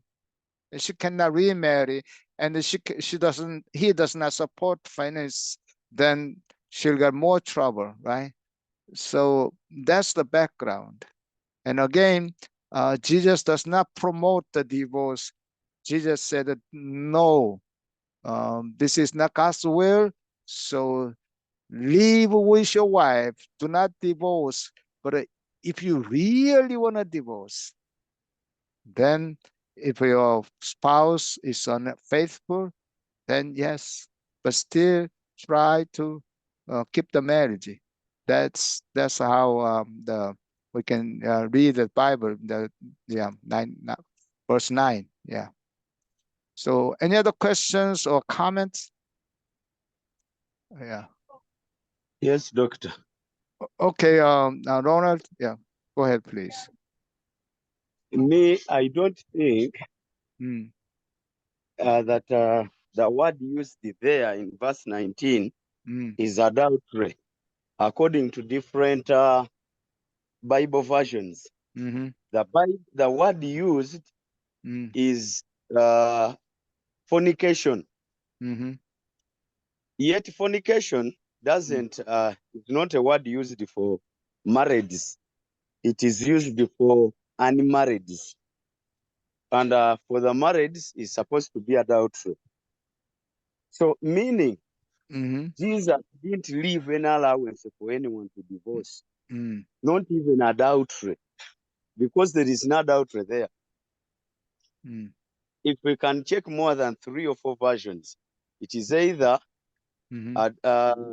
adultery as the word used. In case of adultery, then you can divorce. There is that period of betrothing between Joseph, in the scenario of Joseph and Mary, when Joseph was engaged to Mary. In the Jewish culture, at that level, then you are regarded as married. That's why even Joseph wanted to abandon Mary after seeing her that she was pregnant. And the angel told him, no, don't divorce her. Then that is the only allowance when Jesus is permitting divorce. Why? Because you were engaged and the wife was unfaithful before marriage. And that sex is called adultery. I mean fornication, not adultery. And the punishments for adultery were death. When you go back to Deuteronomy, according to the laws, whoever was caught in adultery was killed. But when you see the punishment that is being imposed in this case is divorce. So which divorce means adultery, as in fornication, not adultery. So there is no allowance whatsoever in that verse that gives anyone allowance or room to divorce. Thank you. Yeah. Okay. Here, I think that the Ugandan law is more familiar with the Jewish culture. Here, the Bible, the Joseph's case, he paid all the dowry, right? The woman price. So he belongs to the Joseph already. So she cannot meet anybody. Even though they did not have a wedding ceremony, but the wedding is already started. The marriage is started. So she is like, yeah, she cannot remarry. I mean, yeah, marry any other man in the case. So the fornication and the divorce is about same meaning here. Because that's already she's engaged with other person. Yeah. No, but doctor, in that period, you are not allowed to have sex because you're not yet engaged. It's like we are today. Jesus came and bought us.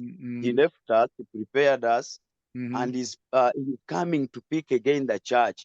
There is that Lord's Supper, and that Lord's Supper is what we regard as the wedding feast.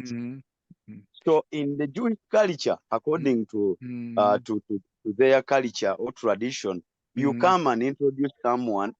Then the moment you introduce that person, or pay the dower and all that, you're supposed to leave that person in the parents. You know, so that's why the Bible says Joseph never knew Mary. Marriage in Kambwe.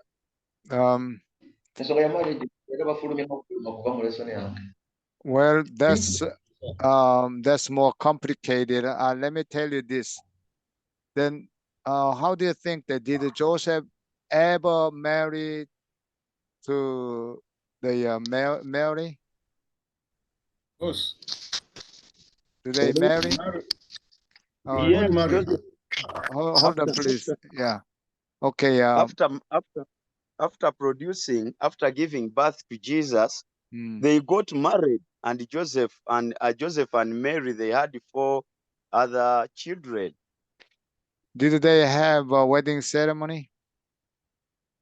It is not